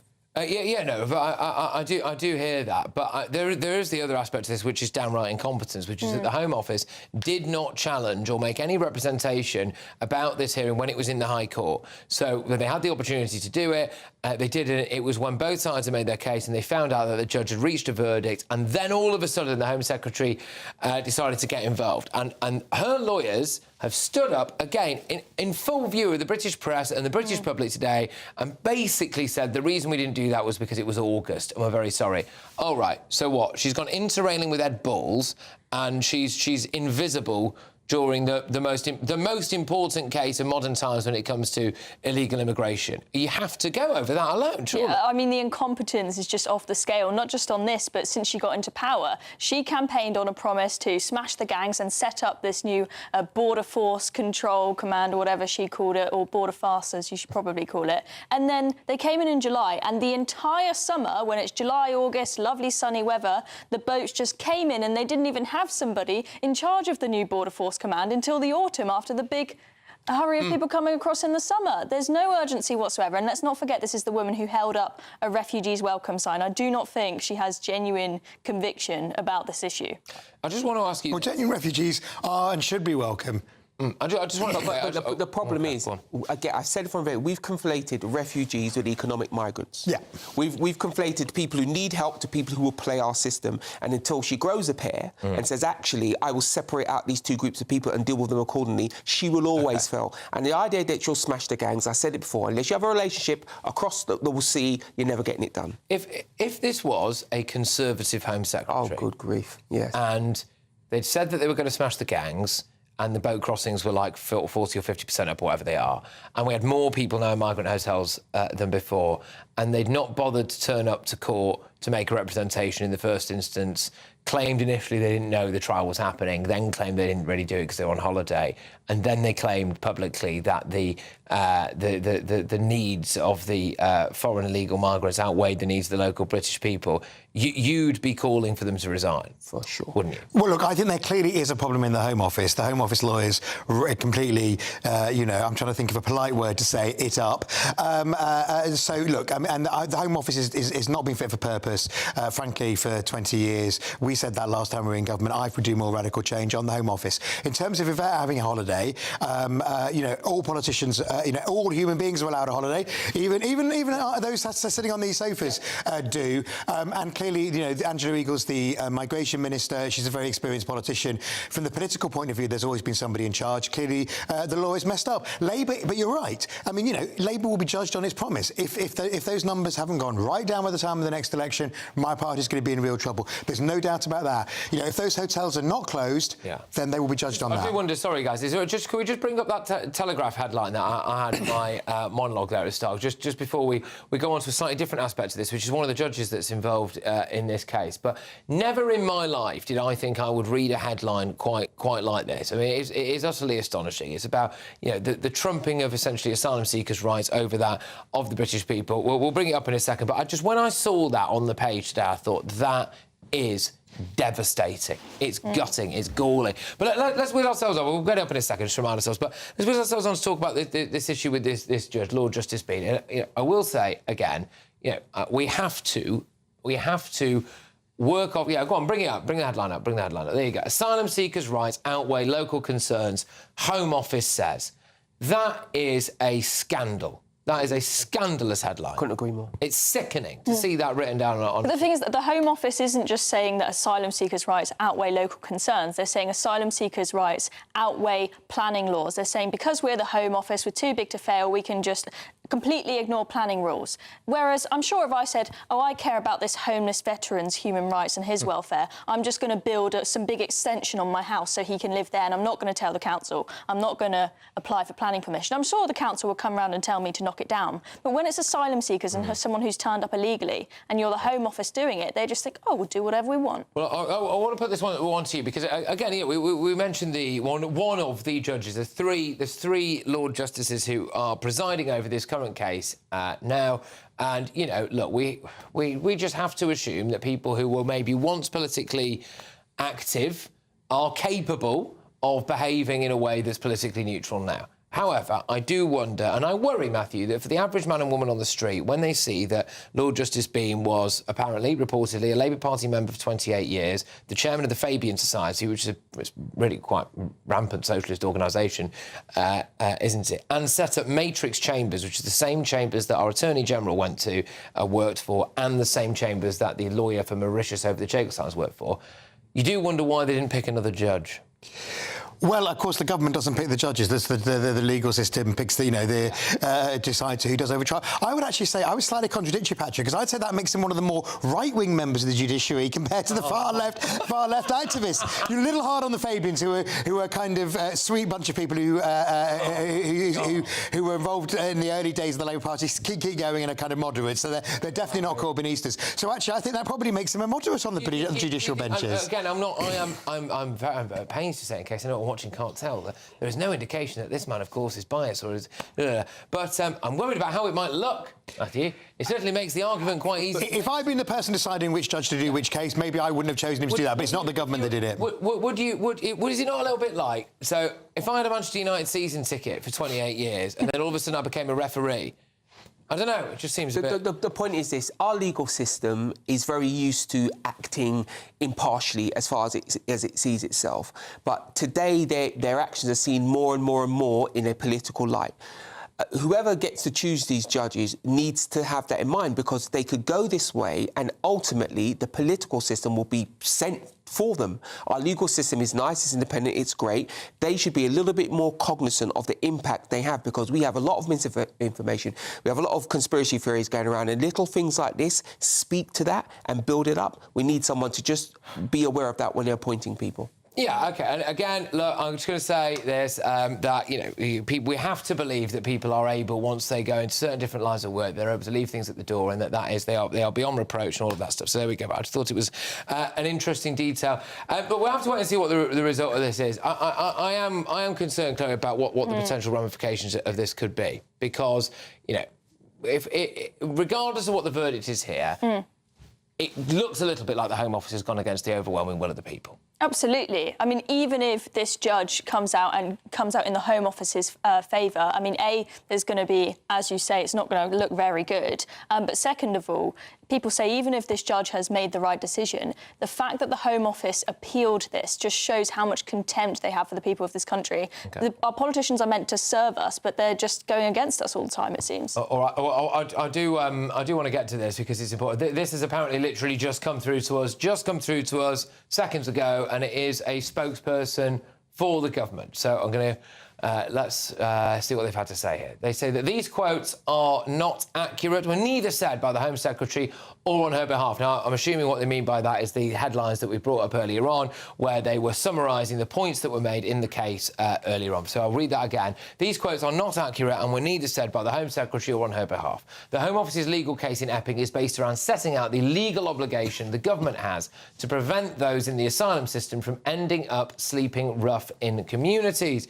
We understand concerns around housing asylum seekers in hotels. Since taking office, we have taken immediate action to fix the asylum system and have started closing down hotels and returning more than 35,000 people with no right to be here. From over 400 asylum hotels open in the summer 2023, costing almost £9 million a day, there are now less than 210, and we want them all closed by the end of this Parliament. Although fact-checkers say that Labour has only shut down 3... Sorry, their statement finished there. This is now something else. Although fact-checkers say that Labour has only shut 3, the 200-something were actually closed under the Conservatives. So, as ever, there appears to be some confusion about a statement from the government. Right, OK, quite a meaty top of hour there. We will crack on in a second. We are drilling down into some of the more specific details about why the French have announced that they're not going to stop the boats. Apparently it's a bit chilly in the sea. But it is, of course, the final week to see how you could live next year, mortgage or rent-free, with an additional £5 in your bank account. Or if you don't have those payments to make each month, you can have 15 grand instead. Here's how. Lines close tomorrow on your chance to win your mortgage or rent paid for a whole year. That's a cash lump sum equivalent to 12 of your monthly mortgage or rent payments, right up to a whopping £20,000. Plus, we'll add an extra £5,000 on top for good measure. And if you don't have a mortgage or rent to pay, lucky you, we'll give you £15,000 tax-free cash instead. Get your entry in now, as lines close at 4 p.m. tomorrow. For another chance to win, text WIN to 63225. One entry costs £2.50 plus one standard network rate message. Or text BONUS to 63225. 5 entries cost £5 plus one standard network rate message. Go to gbnews.com/win. Entry start at £2.50. Call 0903 686 3232. Calls cost £2.50 plus your network access charge. Or post your name and number to GB15 PO Box 8690 Derby DE1 9TT. UK only. Entrance must be 18 or over. Lines close at 4 p.m. on the 29th of August. Please check the closing time if listening or watching on demand. Good luck. All right, coming up, 10:30 p.m, all of tomorrow's newspaper front pages. But first... Well, you saw them slashing a boat there, but now, apparently, French police are defying ministers and they're refusing to stop small boats in shallow waters because, quotes, they haven't been trained, quotes, they won't be protected, and apparently it's a bit too cold. Stay tuned.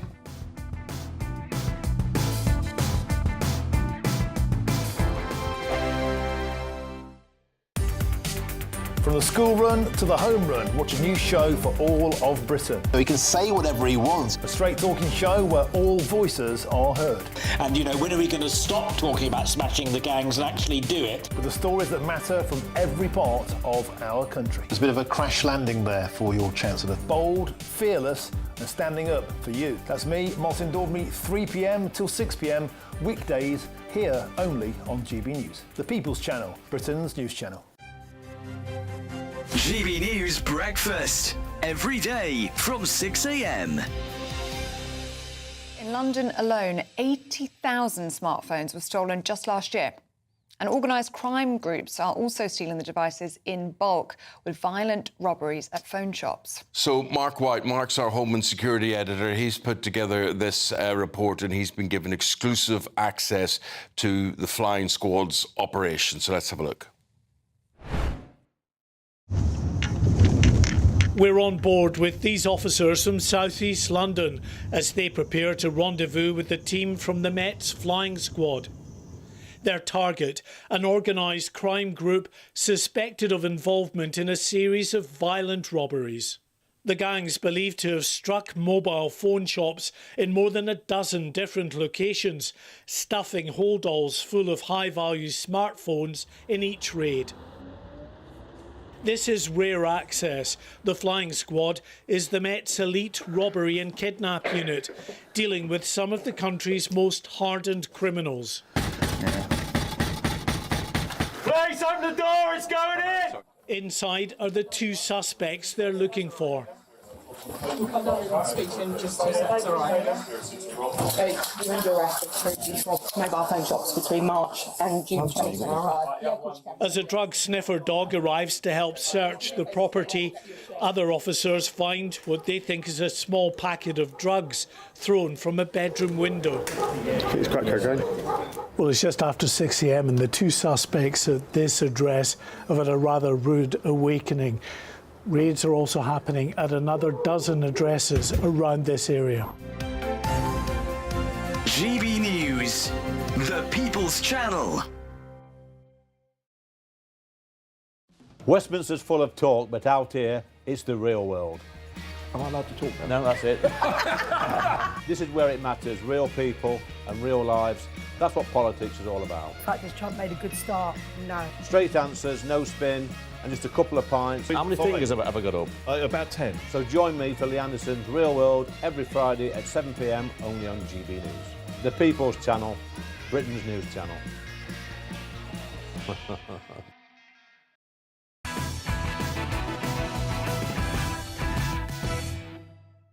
Welcome back to Patrick Christys. Tonight, all of tomorrow's newspaper front pages are coming your way very shortly. But first, yeah, it's a fresh blow for Sir Keir Starmer's one-in, one-out migrant deal. I just wanted to bring you this story because basically we were told, weren't we, that we were now going to have the French stopping the boats in the water. Big part of the deal, that, wasn't it? Well, now, we can show you a picture of the French taking some selfies with a slash dinghy. Well done. Well done, Jean-Paul, fantastic, Claude, magnifique, brilliant stuff. Well done, one boat slashed. Well, anyway, now union chiefs have said that it's partly because the waters are too cold that they're not going to do it anymore. But also because officers have received no formal training in slashing a boat and are not prepared to risk their lives without the necessary equipment and protections. Back in June, the French cabinet promised to interpret maritime law differently, allowing migrant boats within 300 metres of the coastline to be seized. This was set to come into effect this summer, but the French Prime Minister's government is set to lose a no-confidence vote within weeks, and that is also potentially going to scupper this deal. I mean, it's a complete shower, isn't it? Joining me now is the deputy editor of French conservative magazine, Gosseur, Jeremy Stubbs. Jeremy, thank you very much. OK, so, look, the French don't really want to slash the boats, do they? Oh, they do. The French police are raring to do it, but they need to have permission. Otherwise, they're risking prosecution. Now, the frustration of the French police is clear from the fact that we have evidence that they've been using techniques from time to time that are not strictly allowed. They've been slashing boats in the water, they've been ramming them with their own boats, and they've been sailing past and creating waves to make it difficult to navigate. But these at the moment are all against the rules. And what we see here is the fact that, in a sense, the French police are protesting about the fact that their political bosses have not got round to changing the rules so that they can get on and do the job. OK. What about it being too cold, though, Jeremy? I think that's too cold for the migrants. But I doubt the French police themselves are too worried, really, about the temperature. It's really here, I think, a sort of a feeling of resentment against their bosses up the chain of command. OK, so you are firmly of the view that the French police are ready and raring to go, but there's not been the political will. So who's not giving them the political go-ahead then? I mean, we had Emmanuel Macron engage in some kind of weird love-in with our Prime Minister on the steps of Downing Street. We played Je t'aime over the top of it. It was that romantic to look at. So is this Emmanuel Macron just playing our Prime Minister for a fool, or what? Well, this is one of those things where there's an awful lot of bureaucratic stuff to be done. And quite frankly, the government is paralysed.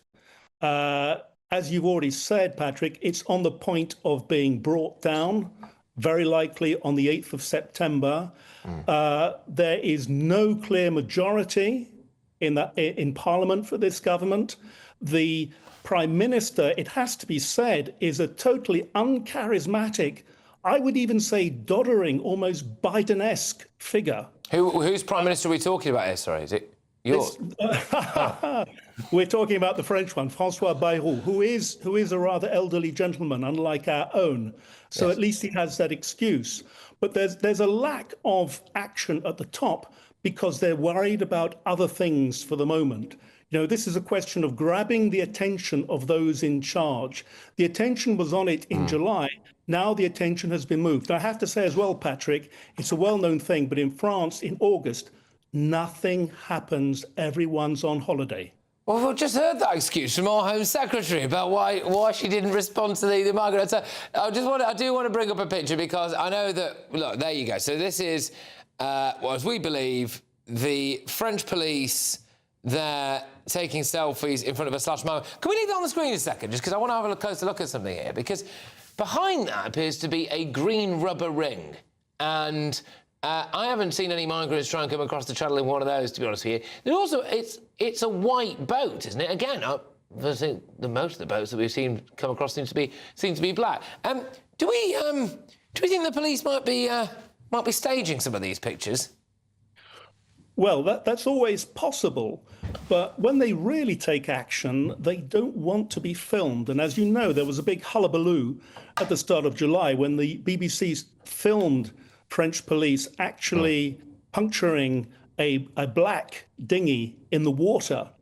And this is something that they're not really supposed to do, but they really want to do it because they've had enough. They've had enough. As for the green, I mean, the whole point here is what they call taxi boats. The people, the migrants get in the water and they wait for the taxi to come and pick them up, which means they can't be touched. So they've probably got, rubber rings and stuff like that in the water just to hang out there until the taxi comes and picks them up. OK. Well, Jeremy, thank you very much. I must say it's been an absolute pleasure to speak to you and get your views from the French capital, actually, Paris. So lovely stuff. Jeremy, take care. Until next time, my friend. All the best. Jeremy Stubbs there, who is the deputy editor of the French conservative magazine Saussure, which I'm probably mispronouncing, so apologies. Anyway, coming up in the Mirror. I don't know what that is, but Prince Harry is going to meet King Charles. Not sure if OK, that's probably one of the weirdest interludes I've ever come across, but anyway, there we go. Plus, all the rest of the front pages and whatever that is. Stay tuned. Ready to soak up that holiday sunshine? Won't we need some cover? No worries. All sorted. All Clear Travel Insurance sponsors GBNews Travel Destinations Forecast. Whilst across many areas around the Mediterranean, it's looking largely fine as we go through tomorrow. There is some heavy, thundery rain affecting some central parts. That all developed over parts of northern Spain and southern France and has then made its way east-northeastwards to affect parts of northern Italy through today and tomorrow into the western Balkans by the end of the week. Otherwise, a lot of fine weather to be had away from those thundery downpours affecting some places. See you later. All Clear Travel Insurance sponsors GBNews Travel Destinations Forecast. Hello there, good evening. Welcome to your GB News weather update from the Met Office. As we head into tomorrow, it's going to be a wet and possibly thundery start across southern parts, then another day of sunny spells and showers, but these could be heavy at times with hail and thunder, and it's all thanks to low pressure dominating our weather, sweeping in showers and also frontal systems, particularly this one in the south and southwest, which will push in a heavy band of rain skirting its way eastwards across southern parts of England and Wales through the overnight period. This likely to turn heavy and thundery, particularly as we head our way towards dawn. Otherwise turning mostly dry across central and eastern parts of England, but still plenty of showers feeding into the far northwest. Where we see near clear skies though, it should feel a little cooler and a fresher start to the day. Heavy outbreaks of rain across parts of Sussex and Kent, eventually pushing northeastwards into parts of East Anglia. Once again, this could turn quite gusty, if not quite thundery at times, potentially leading to some disruption to travel. Across eastern areas, it should be mostly dry, but we've still got plenty of showers pushing into the west, where once again they could turn heavy with some hail, possible thunder too. The far northeast of Scotland should be mostly dry and bright, but across the Northern Isles, plenty of low cloud and once again a risk of some showery outbreaks. Any heavy outbreaks of rain across the southeast eventually pushing away as they move their way northeastwards, and dry and bright for a time across eastern parts of England before once again more showers feeding in from the west. These likely once again to be heavy and thundery and quite gusty if you do catch any heavy downpours. Temperatures fairly similar, highs reaching around 21 to 22 degrees Celsius. The start of the weekend should be mostly dry and bright for many of us, but I'm afraid it's not going to last. Low pressure pushing in from the west, so we'll start to see more and more clouds start to spill in, along with heavy outbreaks of rain. By the end of the day, just starting to push in to eastern parts of the country. Not only this, though, those winds are certainly going to strengthen, particularly around western coasts. And the unsettled theme continues for Sunday and into next week. Bye-bye.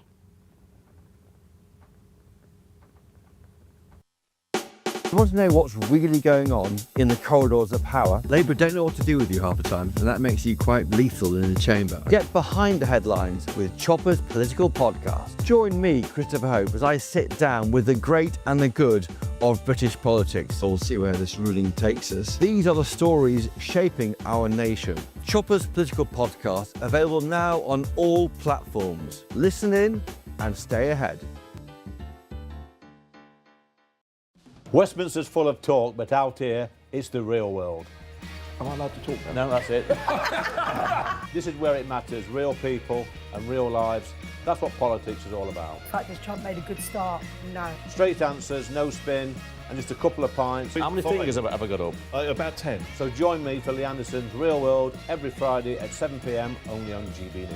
The People's Channel, Britain's news channel.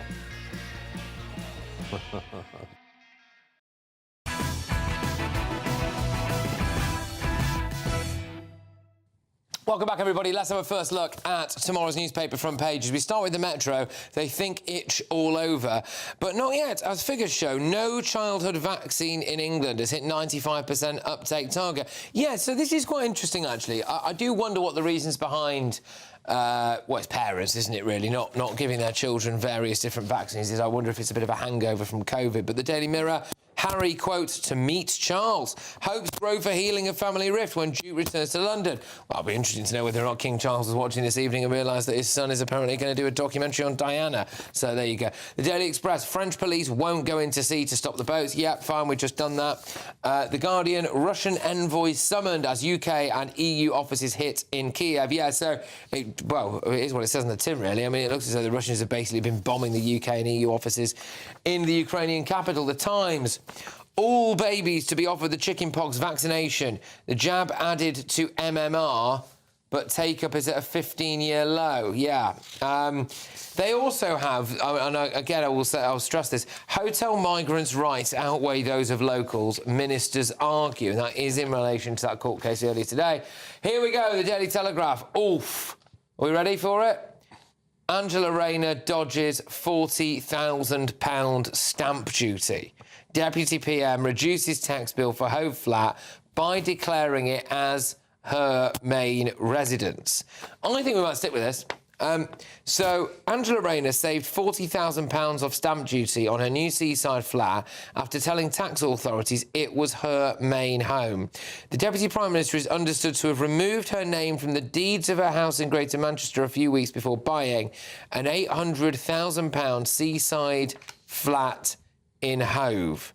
The changes are entirely legal, but it enabled Ms Rayner to avoid paying, they now say in this article, £70,000 in stamp duty, which would have been applicable if Hove was her second home. Instead, she's thought to have paid £30,000. That's how they've got the £40,000 figure. Well, a couple of things on this. How can Hove be her main residence when she has the Grace and Favour apartment in Whitehall and works in Whitehall? The other thing is, what does this mean now? She's not got an official base in her own constituency. I mean, there's a lot of questions asked there. If you're in your constituency, you voted for her, you'd be like, well, hold on a second, I thought you lived up here with us. That's the first thing to say. And look, if these things are entirely legal, she can do it entirely legal. The thing that bothers me is she would have been the first to crow if this was a Conservative MP. If this is a Conservative MP or Conservative minister, she would have been out there calling people Tory scum and telling them they couldn't do this stuff and all the rest of that, right? And this is what I think the public will punish the Labour Party for in the long run, the double standard. She hasn't broken any rules, fine, but she's the one who's made every decision anybody's made look as bad as it can, but yet she goes right ahead and does the same thing herself. Well, given the fact as well, the added complication to this, Chloe, is that it appears as though with Torsten Bell writing or helping to write the next budget, pretty much like, if you can see it, they're going to tax it. And yet we have the Deputy Prime Minister here who appears to have found a way, albeit legally, of... well, the Telegraph say dodging £40,000 worth of stamp duty. It's not a good look at all. It is like one rule for us plebs and then another for the champagne socialists in power. And Angela Rayner is someone I think many people have thought is a proper working-class girl. She's not some sort of elite champagne socialist. She's a bit different, and the grassroots of the party love her for that. But she has shown herself. I mean, we had the whole Lord Ali saga, which she was all wrapped up in as well, and now this. And it's also really embarrassing that this comes right after we had the homelessness minister have to resign for evicting her own tenants. And then you've got the housing minister who's department is doubling council tax on second homes to kick out the evil second homeowners, buying not her second, but her third home. You couldn't make it up. And then adding this headline on top, it's not a good look at all. Also, let's not bring up the corruption minister, former, who denies any wrongdoing. Everybody denies every wrongdoing. Just for the sake of clarity, everyone's innocent. Right, OK, so the Telegraph put there, I'll put this to you, Matthew. The complex housing arrangement will raise questions over whether she has conducted her property affairs to pay less stamp duty and less council tax. So, I mean, her property affairs are quite complicated. Her personal life is quite complicated. She is in the middle of divorcing her husband, who I think also lives in the house in Ashton in the constituency. Her partner, who's an ex-MP, lives in Hove, or has lived in Hove. I think his child lives with his ex-wife in Hove, which he has responsibility for, childcare responsibility for. So those are some of the reasons why she's done it. She needs to have stuck by the rules. The reason she doesn't pay council tax on the property in London is it's a grace and favour apartment from the government because she's Deputy Prime Minister. There are a few of these. They're given to senior ministers, and under all parties, the convention is that you don't pay the council tax is paid for you on those. The question will be: is she saying that she lives more in Hove, or she lives more in Ashton? If it turns out that the husband's going to own the house in Ashton and she's going to live in the one in Hove, then she's done the right thing. So there's more detail to come out. There is a slight problem there. So, as far as I can tell, Angela Rayner saved this 40 grand by telling tax authorities that her Hove property is her main home. But then you read further into the Telegraph article, they went to her apparently at the weekend for a comment, and at the weekend, sources close to Miss Rayner insisted the constituency home in Ashton-under-Lyme in Greater Manchester was her primary residence for council tax purposes. So unless I'm reading this wrong, and I am reading this article for the first time and dealing with it the same as everybody who's watching and listening to this, but I mean, that would imply that we're getting two different versions of events within a couple of days of each other. I would be astonished if Angela Rayner had broken any rules. Surely she cannot be that silly.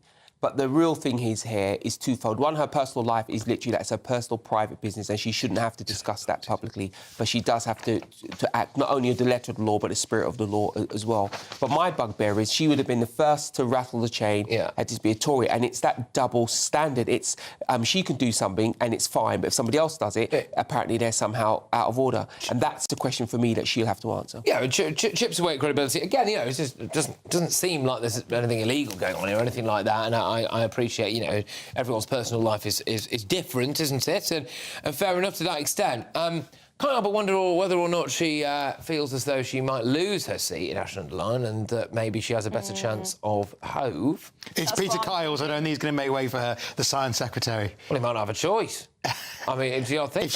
Well, if she's the leader by then, but I'm sure she won't because Keir Starmer will be Prime Minister. Well, of course. Right, I just want to bring this to you because I find it interesting and it's my show, so that researchers discovered a comet speeding through the solar system, but this time they're saying that comet is spewing a metal unlike anything seen before from natural comets, which leads to the question: if this actually is a comet, or is it an extraterrestrial craft? Reeve, that's a bit of a leap, isn't it? Well, what they say is that, because it's emitting a certain thing that does not appear to be in any way natural.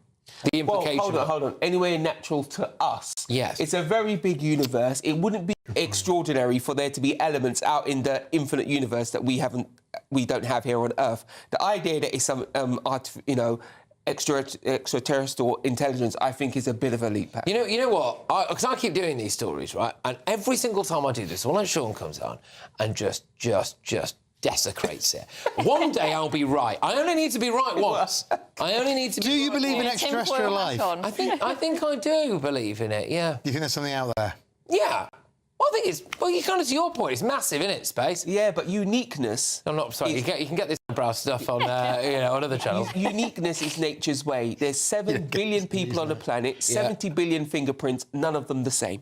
Yeah. Yeah. There is no other planet like this place. There's only one place in the universe as messed up as this place. It's just us. It's just us. Well, I think I'm with you, Sean. There's probably some bacteria somewhere, but I doubt there are aliens with UFOs flying around. OK, well, yeah, one day we'll find out, and you'll all be sorry. Coming up, the Daily Mail. Now the Asda boss tells Rachel Reeves stop taxing everything. OK, and oh yes, good. There's still time for you to be part of this chaos on a Friday night. Exciting news. Every Friday, my Patrick Christys Tonight Show is going to have a twist to it. We're welcoming some special guests. You. That's right, on Fridays I'm going to be doing my show in front of a live studio audience because this show is about you and what you have to say. It's going to be the same big debates, same big topics, same big opinions. But every Friday night at 9 p.m, you are invited to come on down to Patrick Christys Tonight to be a part of the action. Only on GB News, the People's Channel, Britain's news channel. Britain was once the envy of the world. But look around. A nation that no longer knows what it is or where it's going. A country that's broken. How do we fix Britain? How do we bring it back? Friday night with Matt Goodwin at 8 p.m, only on GB News.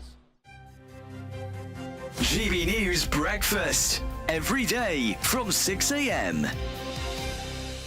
Why do you think that era of telly is so fondly remembered by viewers? Do you think it's just how warm and friendly? Well, of course it was. Came through. Well, it was very I'll tell you why. on. There was more people. You had more to say. You could be more off script, the way we are in GB News.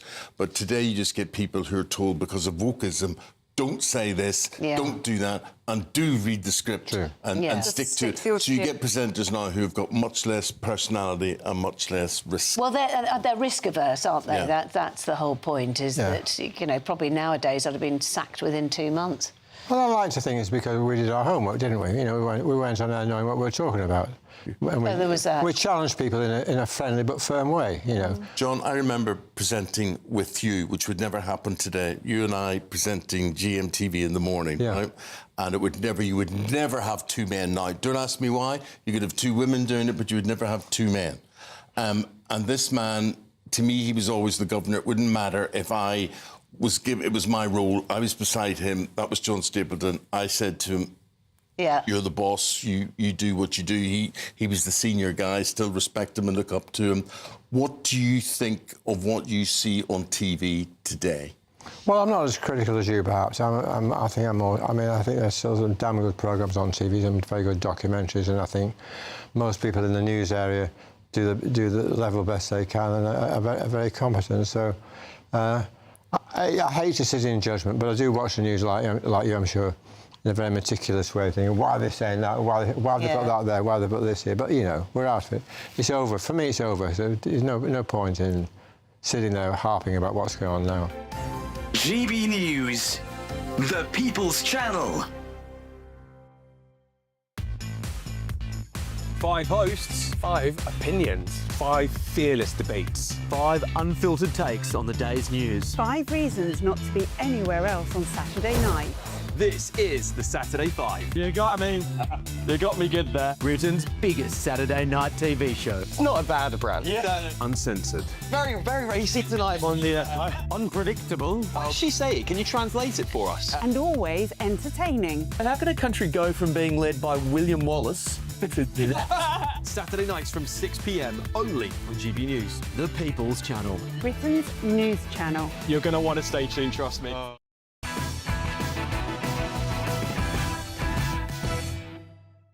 Welcome back. 3 more front pages for you now. The Independent, PM. Putin's strike on British target, quote, sabotages peace. The Foreign Office has summoned the Russian ambassador. Let's go to the Daily Mail. Now the Asda boss tells Rachel Reeves stop taxing everything. Yeah, OK. Be interesting to see who the Asda boss voted for the last election, actually. Anyway, but this is a good one. The Sun. Now, I'm going to hold this up for you. And it says, balloonacy. And then I'll read out what it means. How the government spends your taxes. There's lessons in party skills for migrants. There's also job ads to teach flower arranging. Thousands of pounds are being blown by the Home Office, hiring staff to teach balloon craft and floristry to migrants who are potentially facing deportation. So in a way, you could show them what a disappearing act looked like, couldn't you? by just getting rid of them. But anyway, Balloonist, how do you feel about your money being spent on this, Sean? I want to know who calls the meeting and comes up with this. You are not a serious person if you walk into a meeting and say to another civil servant, I know we should be teaching people to make balloon animals. There is no circumstance under which this is a good use of anybody's money. And I think at some point, somebody has to be held responsible for these things. I agree with you, Sean. I just feel like this has been agreed in something out of the thick of it. During the talking teddy around. Can you imagine you can't call it a brainstorm anymore. You have to call it a thought shower. The thought shower that came up with this.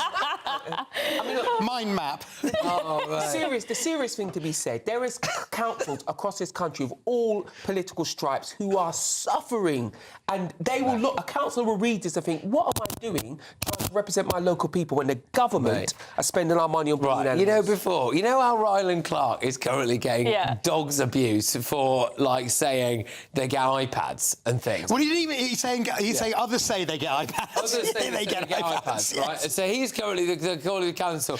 What we have here is genuinely painting and hairdressing tutors. Oh my God. This is just nuts. Yeah, you could be taught how to make a balloon dog, and salaries for the 4 roles that the Home Office is apparently employing people for this are up to £165,000 a year. You have got to be joking. No, I think this is the salaries for the 4 people. 4 combined. Is we must be fair. But the point there still, is, a single penny wasted. That's still above the average wage. Still, that is surely the best paid balloon animal instructor in the country. Is there a national shortage of children's entertainers and balloon experts? Yeah, what could go balloon wrong twisters? there, what could go wrong there? But I can't, not to stereotype, but I can't understand a bunch of adult men being excited by the idea of learning how to make a balloon flower or balloon sausage dog or something. Yeah. Maybe they're bringing vital balloon skills to Britain that we didn't know we lacked. Yeah, when we said they were engineers, we didn't know. Well, the Home Office, they have visas earmarked for poets and DEI experts. Got to have the poets. They've probably added balloon makers on the list as well. We can make our own poets. We don't need to import them. Well, we've actually historically we've done that quite well. Yeah. So yes. Right. OK. We're nearly out of time for this show, but it's a good job that we've got another hour because there are a heck of a lot of great front page to go to. Balloonist is going to get a second outing, I think. Angela Rayner is also going to be on the agenda because apparently, according to the Telegraph, she's dodged £40,000 in stamp duty. Thanks, guys. Really enjoyed it tonight. Stay tuned. Late edition is coming away in a sec.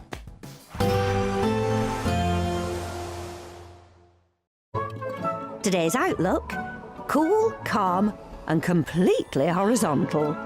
Boxed Aircon sponsors the weather on GB News.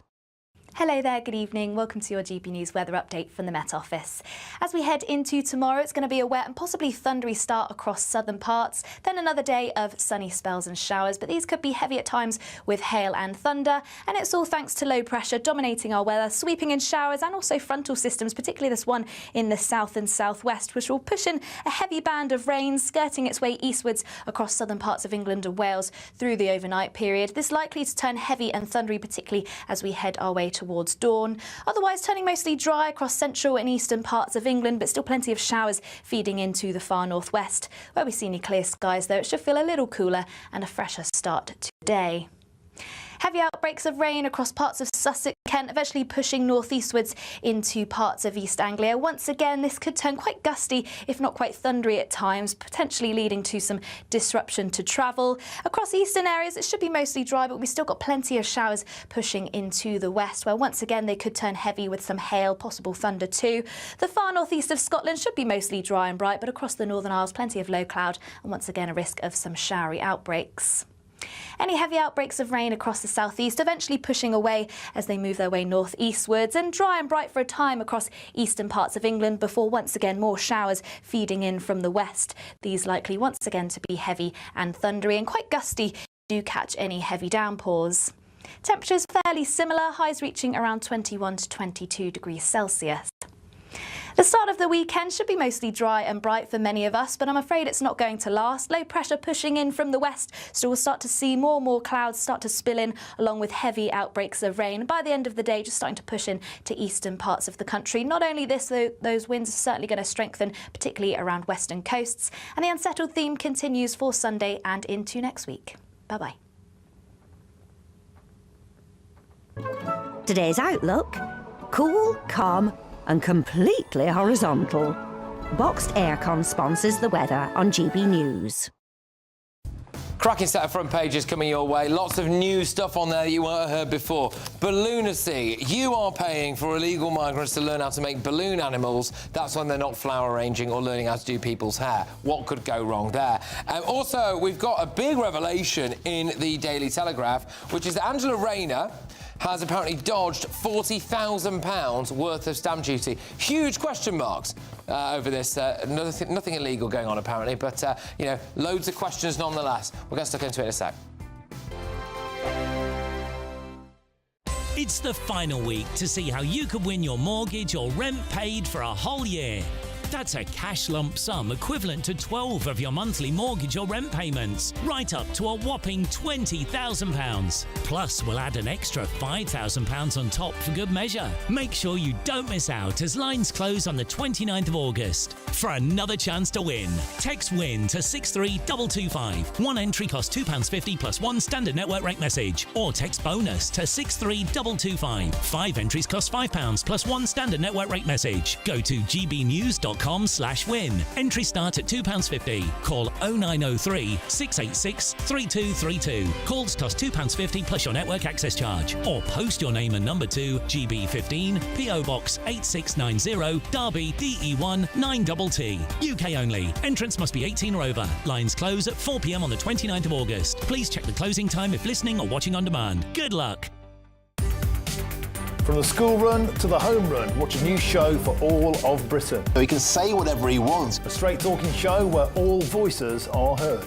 And, you know, when are we going to stop talking about smashing the gangs and actually do it? With the stories that matter from every part of our country. There's a bit of a crash landing there for your Chancellor. Bold, fearless and standing up for you. That's me, Martin Dordme, 3 p.m. till 6 p.m, weekdays, here only on GB News. The People's Channel, Britain's news channel. At GB News, we love to hear from you, our loyal community. So drop us a line at gbnews.com/yoursay. There you can talk to each other and also to the presenters live on air